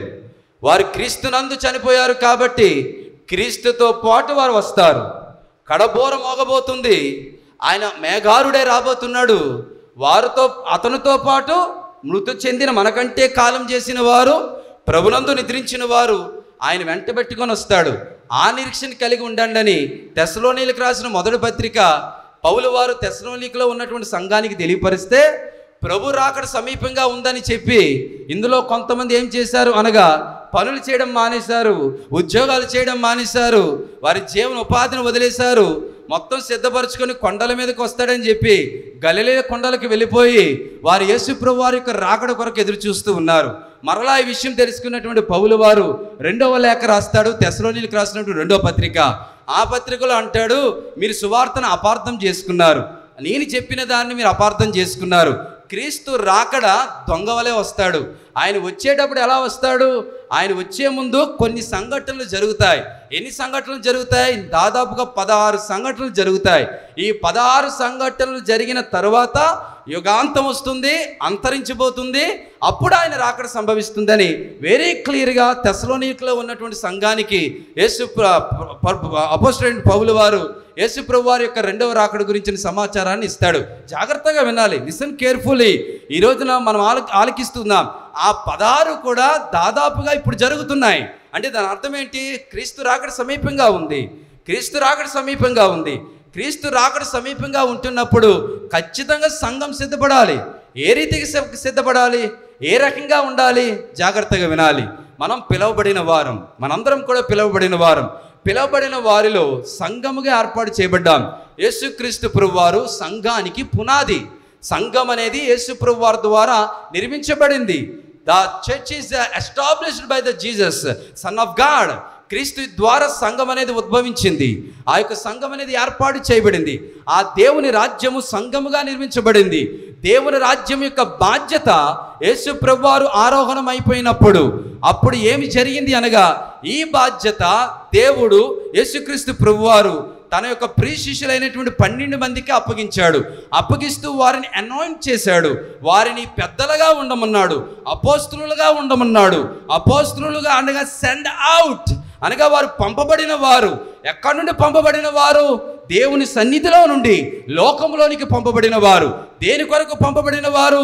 దేవుని రాజ్యాన్ని వెతకడానికి, దేవుని రాజ్యాన్ని కట్టడానికి. లోకా సువార్త 6వ అధ్యాయం 13వ వచనం మనం చదువుకున్నాం. ఉదయమైనప్పుడు యేసు ప్రభువారు 12 మందిని పిలిచి ఏర్పాటు చేసి వారి మీద చేతులుంచి వారిని ఆశీర్వదించి వారికి అపోస్తలులు అని పేరు పెట్టెను. రైట్? వారి యొక్క బాధ్యత, వారు అంతరించిపోతున్నప్పుడు వారు దాదాపుగా కొన్ని ఏండ్లు దేవుని రాజ్యాన్ని కడుతూ సంఘాలను ఏర్పాటు చేస్తూ వారు అక్కడ సంఘ పెద్దలను నియమిస్తూ వారు దేవుని రాజ్యాన్ని పరిపూర్ణం చేస్తూ ఉన్నారు. ఆ బాధ్యతలు మరికొంతమందికి వచ్చాయి.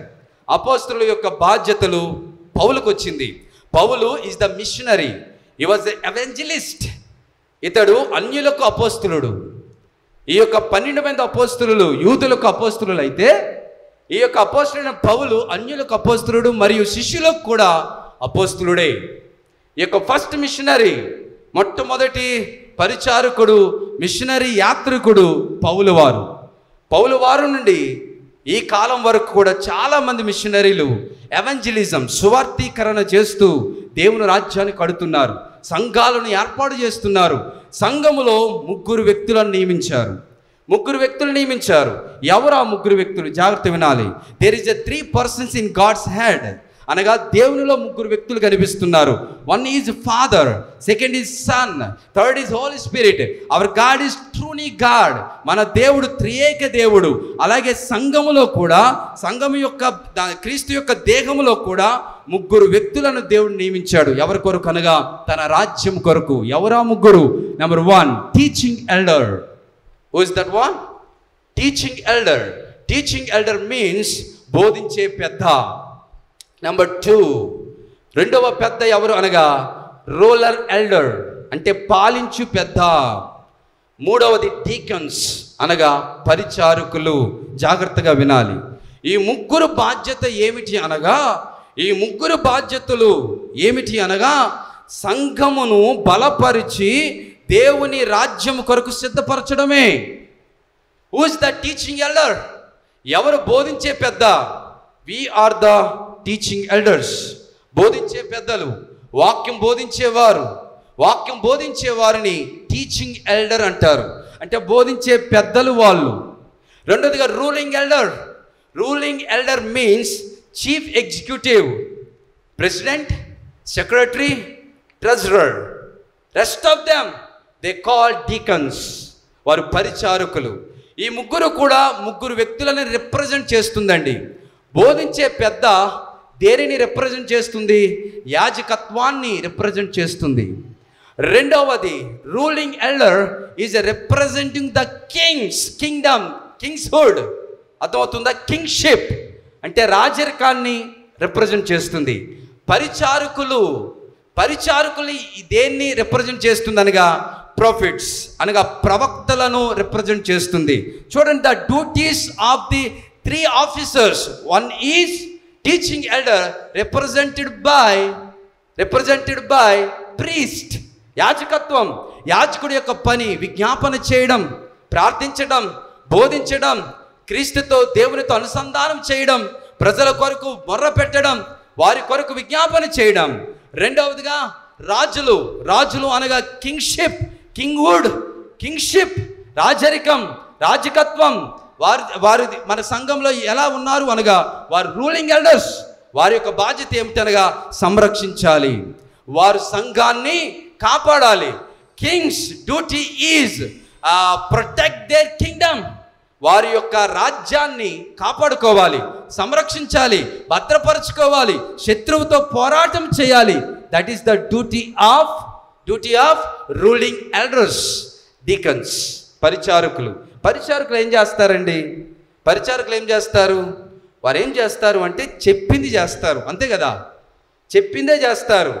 There is no second thought, there is no own interpretation, there is no their own deeds. అర్థమవుతుందా? వారి సొంత నిర్ణయాలు తీసుకోవడానికి వీల్లేదు. ఖచ్చితంగా వీరు రూలింగ్ ఎల్డర్స్ ఎవరైతే ఉన్నారో వారి యొక్క సలహాలు తీసుకొని ముందుకు వెళ్ళడమే. There is no own interpretation, that is not Bible accepted. అంటే ప్రవక్తలు ఏం చేయాలి? వారి సొంత మాటలు కాదు కదా చెప్పాల్సింది. ప్రవక్తలు ఏం చేయాలి? దేవుడు ఏదైతే చెప్పాడో దానిని ఉన్నది ఉన్నట్టుగా ఈ ప్రవక్తలు ఏం చేయాలి? చెప్పాలి. ఈ 3 కూడా ఎవరిలో నెరవేరాయి?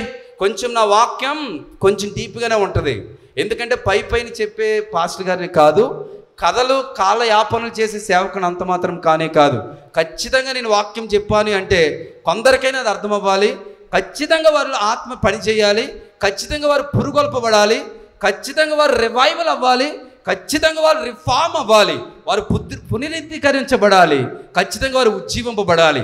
అదే నా దృష్టితో, అదే ఆత్మ నడిపింపుతో మీ మధ్యకు వాక్య పరిచర్య చేయడానికి ఇష్టపడుతున్నాను. ఈ 3 కూడా క్రీస్తులో నెరవేరబడ్డాయి. Jesus Christ is the king of kings. ఆయన రాజులకు రాజు, ఆయన పరిపాలకుడు, సంరక్షిస్తున్నాడు తన సంఘాన్ని. రెండోదిగా ప్రవక్త పని కూడా చేస్తున్నాడు. ఎలా పని చేస్తున్నాడు? ఇప్పటికే మనతో మాట్లాడుతున్నాడు. ప్రవక్త మాట్లాడేవాడు. ఎవరు మాటలు పలికేవాడు? దేవుని మాటలు పలికేవాడు. తన సొంత మాటలు పలుకుతాడా? నెవర్. తన సొంత మాటలు పలికేవాడు కాదు ప్రవక్త. దేవుని మాటలు పలికేవాడు ప్రవక్త అవుతాడు. యేసు ప్రభువు వారు ఇప్పటికీ మాట్లాడుతున్నాడు. ఎలా మాట్లాడుతున్నాడు? వాక్యము ద్వారా మాట్లాడుతున్నాడు. రెండోదిగా ఆత్మ ద్వారా మాట్లాడుతున్నాడు. Still Jesus Christ is among as a priest. ఆయన ఎలా ఉన్నాడు అనగా ప్రాఫిట్గా, యాజకుడిగా కూడా ఉన్నాడు. జాగ్రత్తగా విందాం. ఇప్పుడు బోధించేవాడుగా కనిపిస్తున్నాడు. యేసు ప్రభువు వారు బోధించే పెద్ద కూడా యాజకుడు, మన ప్రధాన యాజకుడు. తండ్రి కుష్పాశమున కూర్చొని మన కొరకు విజ్ఞాపన చేయుచున్నాడు, మన కొరకు ప్రార్థన చేస్తున్నాడు. ఆయన లివింగ్ హై ప్రీస్ట్. ఈ రోజున మేము యాజకులంగా మాకు శక్తి ఉన్నంత వరకు మీ కొరకు ప్రార్థిస్తాం. మీరు మాకేదో వ్యతిరేకంగా మాట్లాడారు అనుకోండి, మా మనస్ఫూర్తిగా కూడా ప్రార్థన చేయం. మీరేదో మా గురించి చెడ్డగా మాట్లాడారు అనుకోండి, మిమ్మల్ని సంతోషపరచడానికి ఏదో మైకి ముందు పలానా ఆవిడ్ని దీవించయ్యా, పలానా ఆయన్ని దీవించయ్యా, వారి కుటుంబాన్ని దీవించయ్యా అని ఏదో నోరు పలుకుతుంది కానీ హృదయం పలకదు. అర్థమవుతుందా? కానీ క్రీస్తు అలాంటి వాడు కాదు. మనం ఎలాంటి వారమైనా కూడా హృదయపూర్వకంగా ప్రార్థన చేస్తాడు. మనం ఎలాంటి వారమైనా కూడా మన కొరకు తండ్రి కుడిపార్శ్వమున కూర్చొని ప్రధాన యాజకునిగా యేసుక్రీస్తు ప్రభువారు విజ్ఞాపన చేస్తాడు. Come to the topic. మన యొక్క అంశానికి మనం తిరిగి వద్దాం. జాగ్రత్తగా విందాం. ఈ అంత్య దినాల్లో సంఘము యొక్క బాధ్యత, ఈ అంత్య దినాల్లో ఈ యొక్క లీడర్షిప్ ఏదైతే సంఘంలో కలిగి ఉన్నారో ఈ 3 officers, 1 is teaching elder, 2nd is ruling elder, 3rd is deacons. ఈ 3 బాధ్యతలు ఏమిటో కూడా ఈ ఉదయకాల సమయంలో క్లుప్తంగా తెలియపరిచి నేను వాక్య పరిచర్య ముగించడానికి ఇష్టపడుతున్నాను. ఈ విషయాలన్నీ కూడా మనం నెహెమ్యా ద్వారా నేర్చుకోగలం. జాగ్రత్తగా విందాం. నెహెమ్యా గ్రంథం 4వ అధ్యాయం 23 వచనాలు మనం చదువుకున్నాం. 4వ అధ్యాయం 23 వచనాలు కలిగి ఉన్నటువంటి 4వ అధ్యాయంలో 6 వచనాలు మాత్రమే చదువుకున్నాము. కానీ ఆ యొక్క 4వ అధ్యాయం 23 వచనాల్లో 4 అంశాలు మనకు తెలియపరచబడ్డాయి. జాగ్రత్తగా విందాం. ఇది సంఘానికి సంబంధించింది. పాస్టర్ గారేమో వీళ్ళ గురించి చెప్పుకుంటాడు, లేకపోతే రూలింగ్ ఎల్డర్స్ గురించి చెప్తాడు, డేకన్స్ గురించి చెప్తున్నాడు పాస్టర్ గారు. వాళ్ళు వింటే సరిపోద్ది అనుకోవడానికి వెళ్ళలేదు. ఒక విషయం చెప్తాను, జాగ్రత్త వినండి. You are the leader of your family. You understand? You are the elder of your family. నువ్వు సరిగ్గా ఉంటే నీ కుటుంబం బాగుంటుంది. సంఘంలో teaching elder, ruling elder, deacons సరిగ్గా ఉంటే సంఘం బాగుంటుంది. అర్థమవుతుందా? నీ సంఘములో, నీ ఇంటిలో నీ పాత్ర నీకు తెలియాలి. You are the king of your family. You are the priest of your family. You are the prophet of your family. కాదా? అర్థం కాలేదా? నీ ఇంటిని రక్షించుకునే బాధ్యత నీకుందా లేదా? నీ పిల్లల్ని కాపాడుకునే బాధ్యత నీకుందా లేదా అండి? చెప్పాలి. ఉంటే నువ్వు రాజువే నీ ఇంటికి. నీ బిడ్డలకు బోధించే బాధ్యత నీకుందా లేదా? బోధిస్తే నువ్వు ప్రీస్ట్వే, ప్రాఫిట్వే. దేవుడి మాటలు చెప్పే బాధ్యత నీకుందా లేదా? నీ బిడ్డలకి ఉంది. నువ్వు ప్రవక్తవే నీ ఇంటికి. నీ కుటుంబం కోసం ప్రార్థన చేసే బాధ్యత నీకుందా లేదా? ఓ తల్లి, ఓ తండ్రి, ఉందా లేదా? ప్రార్థిస్తున్నారా మీరు? ఎంతమంది ప్రార్థిస్తున్నారు ఈ బిడ్డల కోసం? Please rise, don't worry. Okay, కొంతమంది ఉన్నారు. That means you are the priest of your family. You are the pastor of your family. You are the elder of your family. Do you understand what I'm saying? You understand? Okay, నీ వాక్యము బోధిస్తే, వాక్యము చెబితే నీ బిడ్డలకు నువ్వు ప్రవక్తవే. ఎందుకంటే వాక్యం దేవుడి మాటలే చెప్తున్నావు. నీ కుటుంబం కోసం నువ్వు ప్రార్థన చేస్తే నువ్వు పాస్టర్వి, యాజకుడువు నీ ఇంటికి నువ్వు. వాక్యం ఏం చెప్తుంది? మీరు రాజులైన యాజక సమూహం, మీరు రాజులైన యాజక సమూహంగా పిలువబడ్డారు. నీవు నీ కుటుంబాన్ని రక్షించుకుంటున్నావా? ఏదో పని చేసి న్యాయంగా, ధర్మంగా కష్టపడి చెమటోడ్చి నీ భార్యను, నీ బిడ్డలు పెంచుకుంటుంటైతే నువ్వు ఖచ్చితంగా నువ్వు రాజువే నీ ఇంటికి. నీ ఇంటికి నువ్వే అధిపతివి. నీ ఇంటి నువ్వే సంరక్షకుడివి. నీ కుటుంబాన్ని నువ్వు రక్షించుకుంటున్నట్లయితే ఖచ్చితంగా you are the king of your family. అలాగే సంఘం జాగ్రత్తగా వినాలి. సంఘానికి కూడా దేవుడు కింగ్నిచ్చాడు, దేవుడు ప్రీస్ట్ని ఇచ్చాడు, ప్రాఫిట్ని కూడా ఇచ్చాడు. ఈ ముగ్గురు కూడా చర్చిలో సరిగ్గా ఉంటే ఖచ్చితంగా చెప్తున్నాను, ఆ సంఘం మాదిరి, ఆ సంఘం జీవం కలిగిన సంఘం, ఆ సంఘం అద్భుతంగా ఉంటుంది. ఆ సంఘములో ఉజ్జీవం ఉంటుంది. ఆ సంఘములో సమాధానం ఉంటుంది. ఆ సంఘములో ఆనందం ఉంటుంది. ఆ సంఘములో సంతోషం ఉంటుంది. ఆ సంఘంలో కృపావరాలు ఉంటాయి. ఆ సంఘంలో పరిశుద్ధాత్మ వరాలు ఉంటాయి. ఆ సంఘంలో యేసుక్రీస్తు ప్రభువారు మహిమ పొందుతాడు. అలాంటి సంఘములో త్రియేక దేవుడు సన్నిధి నివాసము చేస్తుంది. దట్ మీన్స్ బేతేల్ అవుతుంది. Bethel means the house of the lord. మీరు సంఘానికి ఏ పేర్లను పెట్టుకోవచ్చు, కానీ the intention of that should be dwell. God dwells in that place. Neither లేకపోతే who will going to dwell in this place? దేవుడు లేకపోతే ఇంకెవరు వచ్చి నివాసం చేస్తారు? సాతాన్, అపవాది నివాసం చేస్తుంది. దేవుడు ఉన్నంత కాలం ఏదైనా తోటలో ఆదాము అవ్వల దగ్గరికి సాతాను వచ్చిందా? రాలే. దేవుడు ప్రతి చల్లపూట వస్తున్నాడని గ్రహించి దేవుడు లేని సమయంలో ఎవరు వచ్చారు? అపవాది వచ్చింది. ఎక్కడికి వచ్చింది? దేవుని పిల్లల దగ్గరికి వచ్చింది. రాజుగా ఉన్న ఆదాముని చెడగొట్టింది, ప్రవక్తగా ఉన్న ఆదాముని చెడగొట్టింది, తర్వాత యాజకుడిగా ఉన్నటువంటి ఆదాముని చెడగొట్టింది. అవునా కాదా? రాజే కదా ఆదాము. మొత్తం భూమండలాన్ని కూడా ఏలిక చేయమని దేవుడు ఇచ్చేసాడా లేదా? నువ్వు పాలించు, సేదపరచు, దాన్ని లోపరుచుకో, దాన్ని అభివృద్ధి చేయి. Is the first human king of the world. Adam was the first human king of the world. అలాగే ఆయన దేవుడు ఏదైతే చెప్పాడో అది చెప్పడం లేదు అవ్వమ్మకి. ఈ పండు తిన్న దినమున నిశ్చయముగా చచ్చేదవు. Is the prophet. ఓకే, అర్థమవుతుందా? He did a prayer. He has the communication with God. That means prayer. దేవునితో సంభాషణ కలిగి ఉన్నాడు కాడు ప్రార్థన. దేవుడు లేకపోతే సాతానే వస్తుంది. వెలుగు లేకపోతే ఏమొస్తుంది? చీకటి. నువ్వు పిలవక్కర్లేదు చీకటిని. Turn off the light, what is that mean? It will darkness in the room. నువ్వు ప్రత్యేకంగా చీకటి రా అనక్కర్లే, లైట్ ఆపే, చీకటే. నువ్వు వెలుగు సంబంధిగా ఉంటే దేవుడు ఉంటాడు, చీకటి సంబంధిగా ఉంటే చెప్పక్కర్లేదు, సాతాను ఉంటుంది. కానీ ఈరోజు నేను చెప్తూ ఉన్నాను 4 విషయాలు.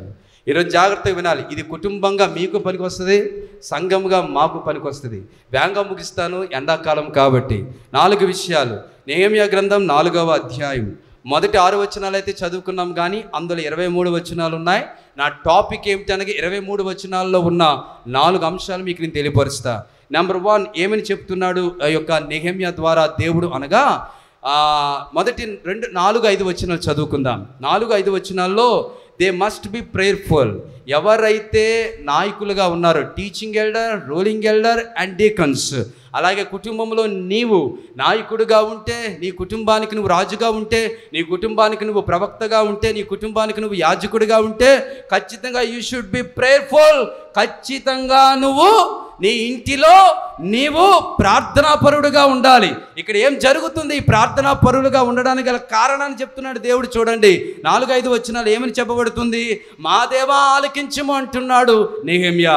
మా దేవా ఆలకించుము, నేను తిరస్కారము నొందిన వారము, మేము తిరస్కారము నొందిన వారము, వారి నింద వారి తలల మీదకి వచ్చినట్లు చేసి, వారు చెరపట్టబడిన వారై వారు నివసించు దేశములోనే వారిని దోపునకు అప్పగించుము. వారు కట్టు వారిని బట్టి నీకు కోపము పుట్టించి ఉండిరి కనుక వారి దోషమును పరిహరింపకము, నీ ఎదుట వారి పాపమును తుడిచివేయుము. ఇది కోపంతో చేయట్లేదండి, దేవుని ప్రజలు చేస్తున్నారు. ఇక్కడ కొంతమంది జాతులు, కొంతమంది వ్యక్తులు హోరేనీయుడైనటువంటి ఒక గవర్నర్ కనిపిస్తాడు, సన్బల్లట్టు.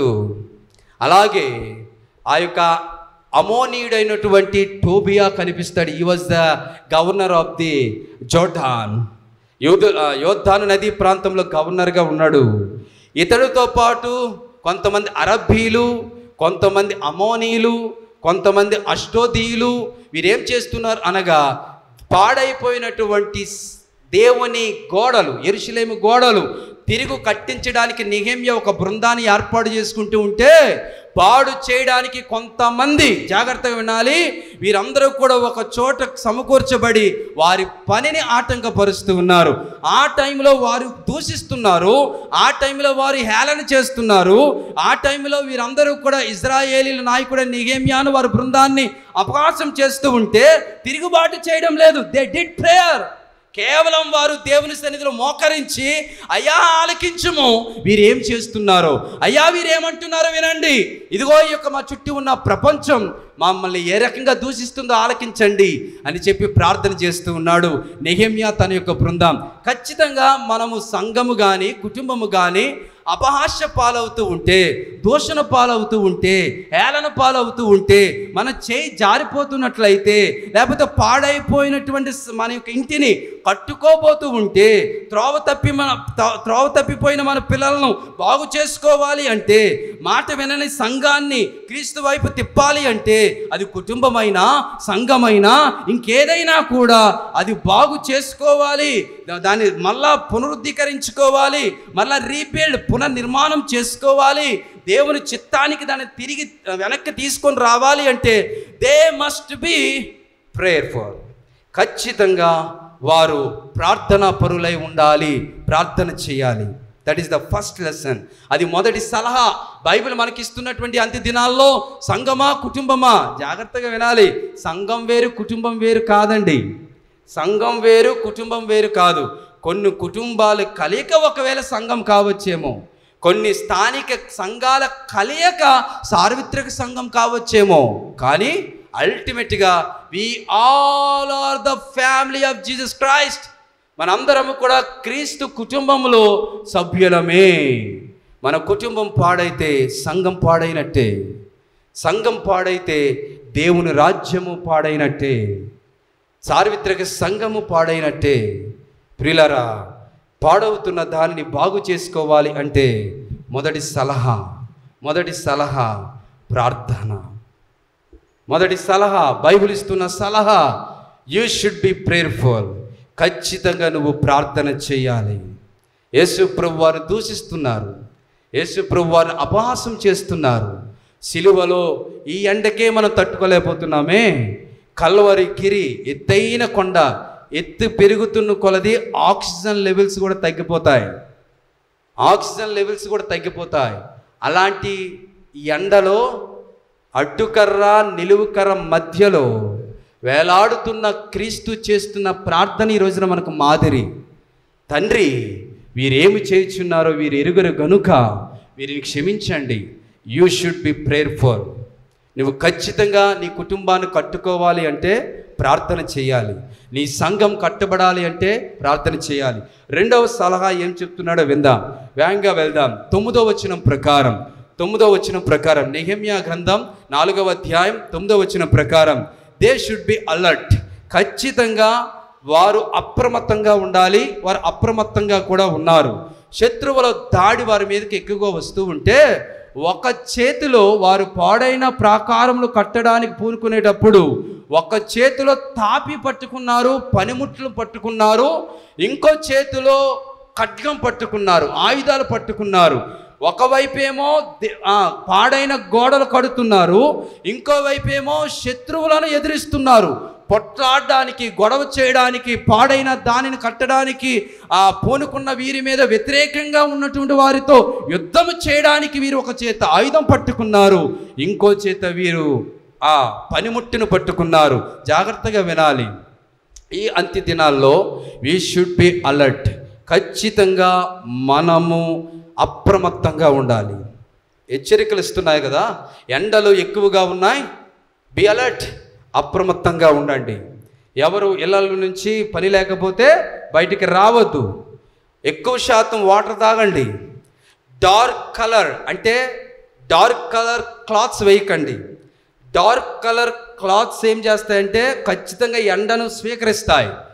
Light colour very light colour, ఏ షర్ట్ అయినా, ఏ ప్యాంట్ అయినా, ఏ డ్రెస్ అయినా వేసుకోండి అని కొన్ని అలర్ట్ ఇస్తారు. రెడ్ అలర్ట్ అని, గ్రీన్, ఎల్లో, ఆరెంజ్ అలర్ట్ అని ఇస్తారు. ప్రతి సీజన్లో ఉంటుంది. వర్షాకాలం అయితే లోతట్టు ప్రాంతాల్లో అయితే రెడ్ అలర్ట్ అని, ఆరెంజ్ అలర్ట్ అని, ఎల్లో అలర్ట్ అని వస్తారు. ఈరోజు అంత్యకాలంలో కూడా మనకు అలర్ట్ ఉంది. జాగ్రత్త సుమి. ఈ అంత్య దినాల్లో ఈ అంత్యకాలంలో మీరు చాలా అలర్ట్గా ఉండాలి. దేని విషయంలో అలర్ట్గా ఉండాలి? O teaching elder, O ruling elder, O deacons of the church, you should be alert. ఎందుకనగా నీ శత్రువు నీ మీద దాడి చేయడానికి రెడీగా ఉన్నాడు. శత్రువు దాడి చేయడానికి అందుబాటులో ఉన్నాడు. ఏంటి నీ శత్రువు? ఎవరు నీ శత్రువు? దేని విషయంలో నువ్వు అలర్ట్గా ఉండాలి? ఖచ్చితంగా తప్పుడు బోధ అనే అలర్ట్ మనం ఉండాలి. తప్పుడు బోధలు వస్తాయి. ప్రతి వాక్యం కాదండి. ఖచ్చితంగా సంఘాల్లో గుడ్ సౌండ్ డాక్ట్రిన్ ఉండాలి, వాక్యానుసారంగా ఉండాలి లేఖనం. బెరయా సంఘస్థులు అపోస్తలులు చెప్తున్నటువంటి మాటలు అవి అలాగ ఉన్నవో లేవో ఏం చేస్తున్నారంట? వాక్యములలో పరిశీలన చేస్తున్నారంట. కాబట్టి తప్పుడు బోధల విషయంలో సంఘం అలర్ట్గా ఉండాలి. ఏది పడితే అది మనం స్వీకరించడానికి వీల్లేదు. ఎందుకనగా ఖచ్చితంగా సంఘము ప్రభావితం అవుతుంది, సిద్ధపడుతుంది దేవుని యొక్క వాక్యము ద్వారా. వాక్యం మారే పరిస్థితులు ఉన్నాయి, సిద్ధాంతాలు మారిపోయే పరిస్థితులు ఉన్నాయి. తప్పుడు బోధలు, తప్పుడు ప్రవక్తలు, తప్పుడు అబద్ధ బోధకులు వచ్చే ప్రమాదం ఉంది. కాబట్టి బి అలర్ట్ ఆన్ దట్. దాని విషయంలో మీరు అప్రమత్తంగా ఉండాలి. రెండోదిగా దేని విషయంలో అప్రమత్తంగా ఉండాలి? లోకము సంఘములో రాకుండా జాగ్రత్తగా ఉండాలి. లోకము సంఘములో రాకుండా మనం జాగ్రత్తగా ఉండాలి. సంఘము లోకములో కలిసిపోకుండా జాగ్రత్తగా ఉండాలి. అంత్య దినాల్లో ఉన్నాం. అందుకే ఈ కడవరి దినాల్లో అపవాది సులువుగా చిక్కులు పెట్టి పాపాలతో సంఘాలు నిండిపోతున్నాయి. లోక మర్యాద సంఘంలోనికి వచ్చింది. లోక మర్యాద ఏమిటి? శరీరాశ, నేత్రాశ, జీవబుడంబం కదా. ఈ మూడు సంఘంలోకి వస్తే యూ షుడ్ బి అలర్ట్. ఖచ్చితంగా అప్రమత్తంగా ఉండాలి. రెండోది, సంఘము లోకంలోకి వెళ్ళిపోతే అప్రమత్తంగా ఉండాలి. దేవుడు చెప్తున్నాడు రోమపత్రిక 12:2 ప్రకారం, మీరు ఈ లోక మర్యాదను అనుసరింపక ఉత్తమమును అనుకూలమును సంపూర్ణమునై ఉన్న దేవుని చిత్తమేదో పరీక్షించి తెలుసుకున్నట్లు మీ మనస్సు మారి నూతన మగుటు వలన రూపాంతరము పొందుడి. ఓకే, అర్థమవుతుందా అండి? Be alert. మూడవది ఏ విషయంలో అలర్ట్గా ఉండాలి? మూడవది జాగ్రత్తగా వినాలి. ప్రేమ చల్లారిపోతూ ఉందా సంఘాల్లో, కుటుంబాల్లో? ప్రేమ చల్లారిపోకుండా అప్రమత్తంగా ఉండాలి. ప్రేమ చల్లారిపోయిందా? You are in danger. You are putting in to the danger. నీవు ప్రమాదంలో ఉన్నావు అని అర్థం. You are close to die. You are go to hell. You are go to destroy. Do understand? ప్రేమ చల్లారిపోకుండా అప్రమత్తంగా ఉండాలి. కుటుంబమా, సంఘమా? ఎవరి మధ్య? విశ్వాసికి మధ్య ప్రేమ చల్లారిపోకూడదండి. ఓకే, మీ మధ్య ప్రేమ బంధం ఉండాలి. కాపరికి ప్రేమ చల్లారిపోకూడదు. అది డేంజరస్, అది సైన్. అది వీరి మధ్య ప్రేమ లేదు అనడానికి సూచన. కరోనా సిమ్టమ్ ఏంటి చెప్పండి? దగ్గు, జలుబు, జ్వరం కదా. కరోనా టైంలో పాస్టర్ గారు తగ్గారంటే సంఘం ఏమిటి? అమ్మ మా పాస్టర్ గారికి ఏమొచ్చింది? కరోనా వచ్చేసి ఉంటుంది. సిమ్టమ్స్ అవి. సంఘం డిస్ట్రాయ్ అవుతుంది, పాడయింది, దానికి పునాదులు పాడవుతున్నాయి. అది పాపముతో నిండబోతుంది, చీకటిమయం అయిపోతుంది, కారు చీకటిలోకి వెళ్ళబోతుంది అనడానికి సూచన ఏమిటంటే వారి మధ్య ప్రేమ చల్లారిపోవడమే. అది సేవకుడికైనా, విశ్వాసికైనా, కుటుంబంలో భార్య భర్తలకైనా, తల్లిదండ్రులకు పిల్లలకైనా, అన్నదమ్ముల మధ్య అయినా, అక్క చెల్లెండ్ల మధ్య అయినా, బావమరుదుల మధ్య అయినా, తోటి కోడల మధ్య అయినా, తోటి అల్లుళ్ళ మధ్య అయినా, ఏదైనా వారి మధ్య ప్రేమ లేదు అంటే వారిలో చీకటి కమ్మింది అని అర్థం. వారి మధ్య వైరం పెరిగిందని అర్థం. ఒకవేళ కుటుంబంలో కానీ సంఘంలో కానీ ఇలాంటి పరిస్థితి ప్రారంభంలో ఉంటే దయచేసి మనం చేయాల్సిన పని ఏమిటనగా, ఆ ప్రేమ అనే దీపం ఆరిపోకుండా నీ 2 చేతులు జోడించి 2 చేతులు అడ్డుపెట్టి ఆ దీపం అనే ప్రేమ ఆరిపోకుండా కాపాడుకోండి. అంతేగాని ఆ యొక్క ప్రేమ అనే దీపం ఆరిపోవడానికి గొడవలు, కలహము, ప్రేరేపణ ఇచ్చే నీళ్లు పోసి ఆరిపోకండి. దానివల్ల కుటుంబ వ్యవస్థ పోతుంది. దానివల్ల అంత్య దినాల్లో సంఘం పాడైపోద్దండి. 4వ అప్రమత్త. దేని విషయంలో అప్రమత్తంగా ఉండాలి? 4వది సంఘము చీలికలు కాకుండా అప్రమత్తంగా ఉండాలి. సంఘము విడగదీయకూడదండి. దేవుడికి అసహ్యమైన పని. 133వ సంకీర్తన. సహోదరులు ఐక్యత కలిగి నివసించుట చెబుతాం కానీ చెయ్యం. కలిసి ఉంటే లేదు, సుఖమైపోయిందిగా కదా. అది లోకోక్తది. దేవుడు చెప్తున్నాడు, మీరు కలిసి ఉంటేనే మీకు బలం. ఆమేన్. మీరు కలిసి ఉంటేనే మీకు బలం. ఉన్నదాన్ని కాపాడుకోండి, లేని దాని కొరకు ఆరాటపడకండి. దేవుడు మనకేది ఇచ్చాడో దాన్ని, ఆ స్థితిని కాపాడుకోండి. ఐక్యంగా మీరు ఉంటే శత్రువు మీ దగ్గరికి రాడు. శత్రువు యొక్క ముఖ్య గుణం ఏంటో తెలుసా అండి? మీ మధ్య మీకు గొడవలు పెట్టి మిమ్మల్ని వేరు చేయడమే. మీరు కలిసి ఉంటే అపవాది పనులు జరగవు. మీరు వేరైపోతే వాడి పనులు సులభం. క్లియర్? సులభం అండి. ఏదైనా తోటలో ఆదాము అవ్వలకు మధ్య గొడవ పెట్టేశాడు. ఇద్దరు కలిసి ఉన్నప్పుడు రాలేదు. ఆదాము అవ్వలు కలిసి ఉన్నప్పుడు రాలే. ఎవరు? సాతాను. దేవుడు ఉన్నప్పుడు రాలే, వాళ్ళిద్దరు కలిసి ఉన్నప్పుడు రాలే. అవ్వమ్మ ఒంటరిగా ఉన్నప్పుడు వచ్చాడు, అవ్వమ్మను ప్రేరేపించాడు. ఎవరు బలహీనంగా ఉంటారో వారిని వేగంగా ప్రేరేపిస్తాడు అపవాది. అది భార్య భర్తల సంబంధమైన, సంఘ సహవాసంలో ఉన్న సంబంధాలైనా పాడు చేస్తాడు అపవాది. క్లియర్? కుటుంబాలు విడిపోకుండా చూసుకోవాలి, సంఘాలు చీలికలు కాకుండా కాపాడుకోవాలి. అంత్యదినాల్లో, ఈ అంత్యదినాల్లో ఈ సలహా, ఈ అప్రమత్తంగా ఉండకపోతే ఖచ్చితంగా సంఘాలు చీలికలైపోతాయి. దేవుడు ఒక్కసారే చీల్చబడ్డాడు, మరి ఇంకెన్నడూ చీల్చబడలేదు. ఆయన మనం రక్షించటానికి, మన కొరకు రక్షణ కార్యం చేయడానికి ఆయన శరీరము చీల్చబడింది.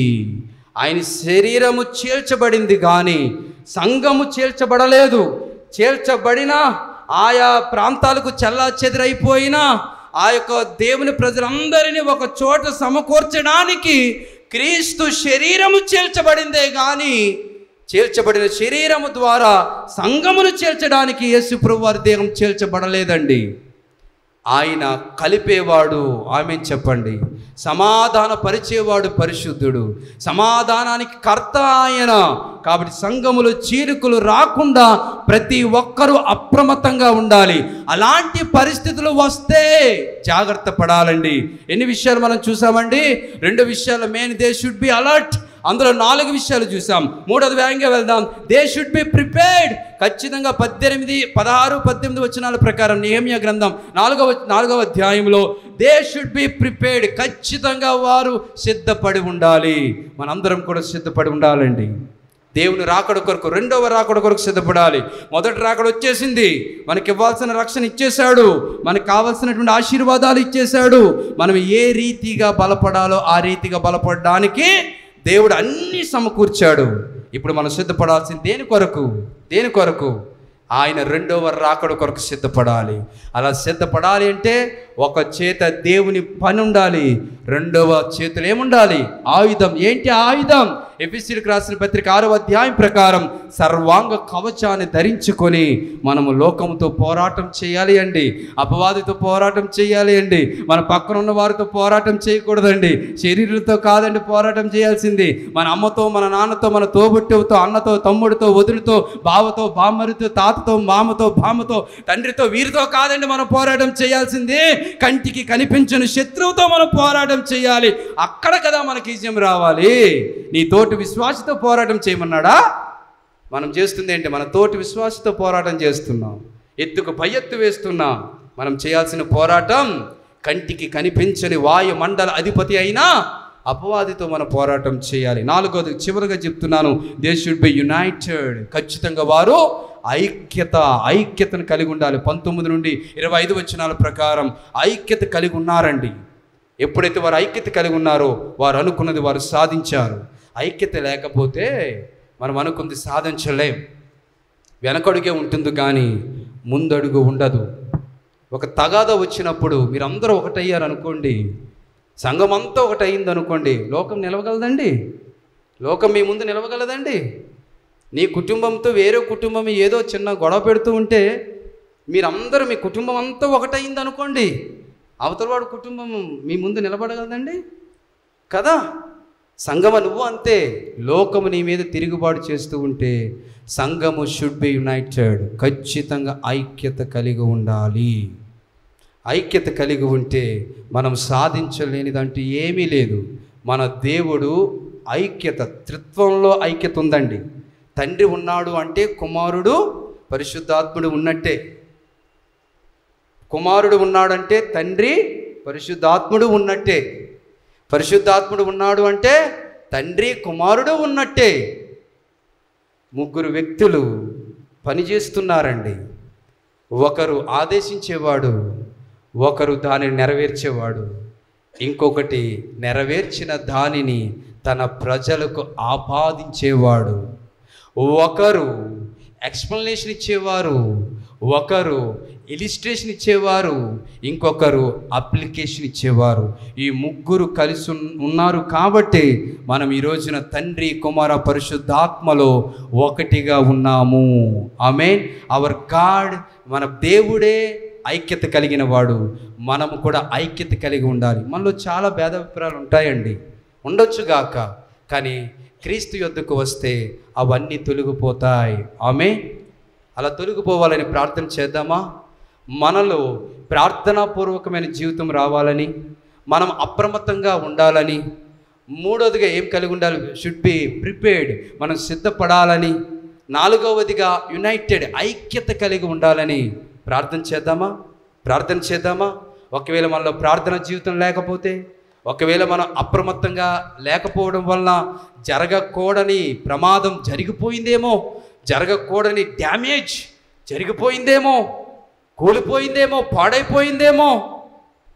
ఇకనైనా మనం అప్రమత్తంగా ఉండి పాడైన దాన్ని కాపాడుకొని కట్టుకుంటూ ముందుకు వెళ్దామా? సిద్ధపడదామా? అనేకులను సిద్ధపరుద్దామా? కడవరి దినాల్లో ఉన్నాం. చివరిగా మనందరము యునైటెడ్గా ఐక్యంగా ఉందామా? ఐక్యతను కాపాడుకుందామా? ప్రార్థన చేద్దాం. Close your eyes, look into God in your prayer. దేవుని యొక్క సన్నిధి మన మధ్య ఉందని విశ్వసించండి. ఎక్కడ 2-3 నా నామంలో ఏకీభవిస్తారో వారి మధ్యన ఉంటానని చెప్పిన తండ్రి మన మధ్య ఉన్నాడని విశ్వసించండి. ఎస్ లార్డ్, నాకు ప్రార్థన నేర్పించండి. ఎస్ లార్డ్, నేను అప్రమత్తంగా ఉండడానికి కృప చూపించండి. నాలో తప్పుడు బోధలు రాకుండా, నాలో చీలికలు రాకుండా, నాలో లోకము ప్రవేశించకుండా, ఇదిగో ప్రభువా నాలో ప్రేమ చల్లారిపోకుండా నేను అప్రమత్తంగా ఉండలాగున కృప చూపించండి. ఇగో నా ప్రభువా, నీ రాకడ సమీపంగా ఉంది. పిలువబడిన నేను ఎత్తబడుటకు సిద్ధపాటును దయచేయండి. అనేకులను సిద్ధపరిచే ధన్యత నాకు ఇవ్వండి. ఇగో నా ప్రభువా, నాలో ఐక్యతను పెంపొందించండి. నాకు ఐక్యతను దయచేయండి నాయన. నాలో అసమాధానం ఉంటే తొలగించండి. మాలో అనైక్యత ఉంటే తొలగించండి. మేమందరము కూడా నీ చేతి పనివారమని, మీ ద్వారా ఏర్పాటు చేయబడిన వారమని, ఒక పొలములో విత్తబడిన విత్తనంలో అని నాయన, ఒక చోట సమకూర్చబడిన స్వకీయ జనాంగమని గుర్తించి ప్రభువా, నీ రాజ్యము కొరకు, నీ సంఘము కొరకు, నీ సంఘ వ్యాప్తి కొరకు మీరు మాకిచ్చిన ఈ బాధ్యతల్లో ఈ మూడిటిని నెరవేర్చడానికి పరిశుద్ధాత్మ నడిపింపు నాకు దయచేయమని ప్రార్థన చేద్దాం. పరిశుద్ధుడా, ప్రేమ కలిగిన మా తండ్రి, మీ పరిశుద్ధ ఉన్నతమైన నామానికి స్తుతులు స్తోత్రాలు. వాక్యమై ఉన్న దేవుడవు నా ప్రభువా, ఈ సమయంలో మీరు మాతో మాట్లాడినందుకు స్తోత్రాలు. అల్పులము అయోగ్యులమైన మా ఎడల మీరు అపారమైన కృపను చూపించినందుకు స్తోత్రాలు. నీ రాకడ సమీపంగా ఉంది. అనేకులను సిద్ధపరిచే బాధ్యత సంఘంగా మీరు మాకు ఇచ్చారు. ఇగో నా ప్రభు, ఇంకను మేము నా తండ్రి వినేవారముగానే ఉన్నాము కానీ నాయన మేము శిష్యులుగా మారలేకపోతున్నాం. నాయన సర్వలోకానికి వెళ్ళలేకపోతున్నాం. నీ సత్య సువార్తను ప్రకటించలేకపోతున్నాం. నాయన అనేకులను సిద్ధపరచలేకపోతున్నాం. మేమును కూడా సిద్ధపాటు కలిగి ఉండలేకపోతున్నాం. కారణం మాలో అప్రమత్తత ఉంది నాయన. మేము అలర్ట్గా లేము నాయన. మాలో చొరబడాయి, ప్రేమ చల్లారిపోయింది, చీకటి కమ్మింది, చీలికలు వస్తున్నాయి, లోకము ప్రవేశించింది, తప్పుడు బోధలతో ప్రయాణిస్తున్నాం. యేసు నామమున వాటన్నిటిని తొలగించి సర్వసత్యంలోనికి ఆత్మ ద్వారా నడిపించి ఘనత, మహిమ, ప్రభావాలు మీరొక్కరే పొందండి. విన్న వాక్యము నిరర్ధకము కాకుండా వాటిని మీరు ఫలింప చేయండి.